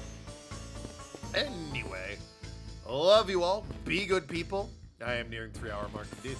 I will see you tomorrow. Yay, tomorrow. We run around tomorrow. Wee. Good night, everybody. Toodle pip.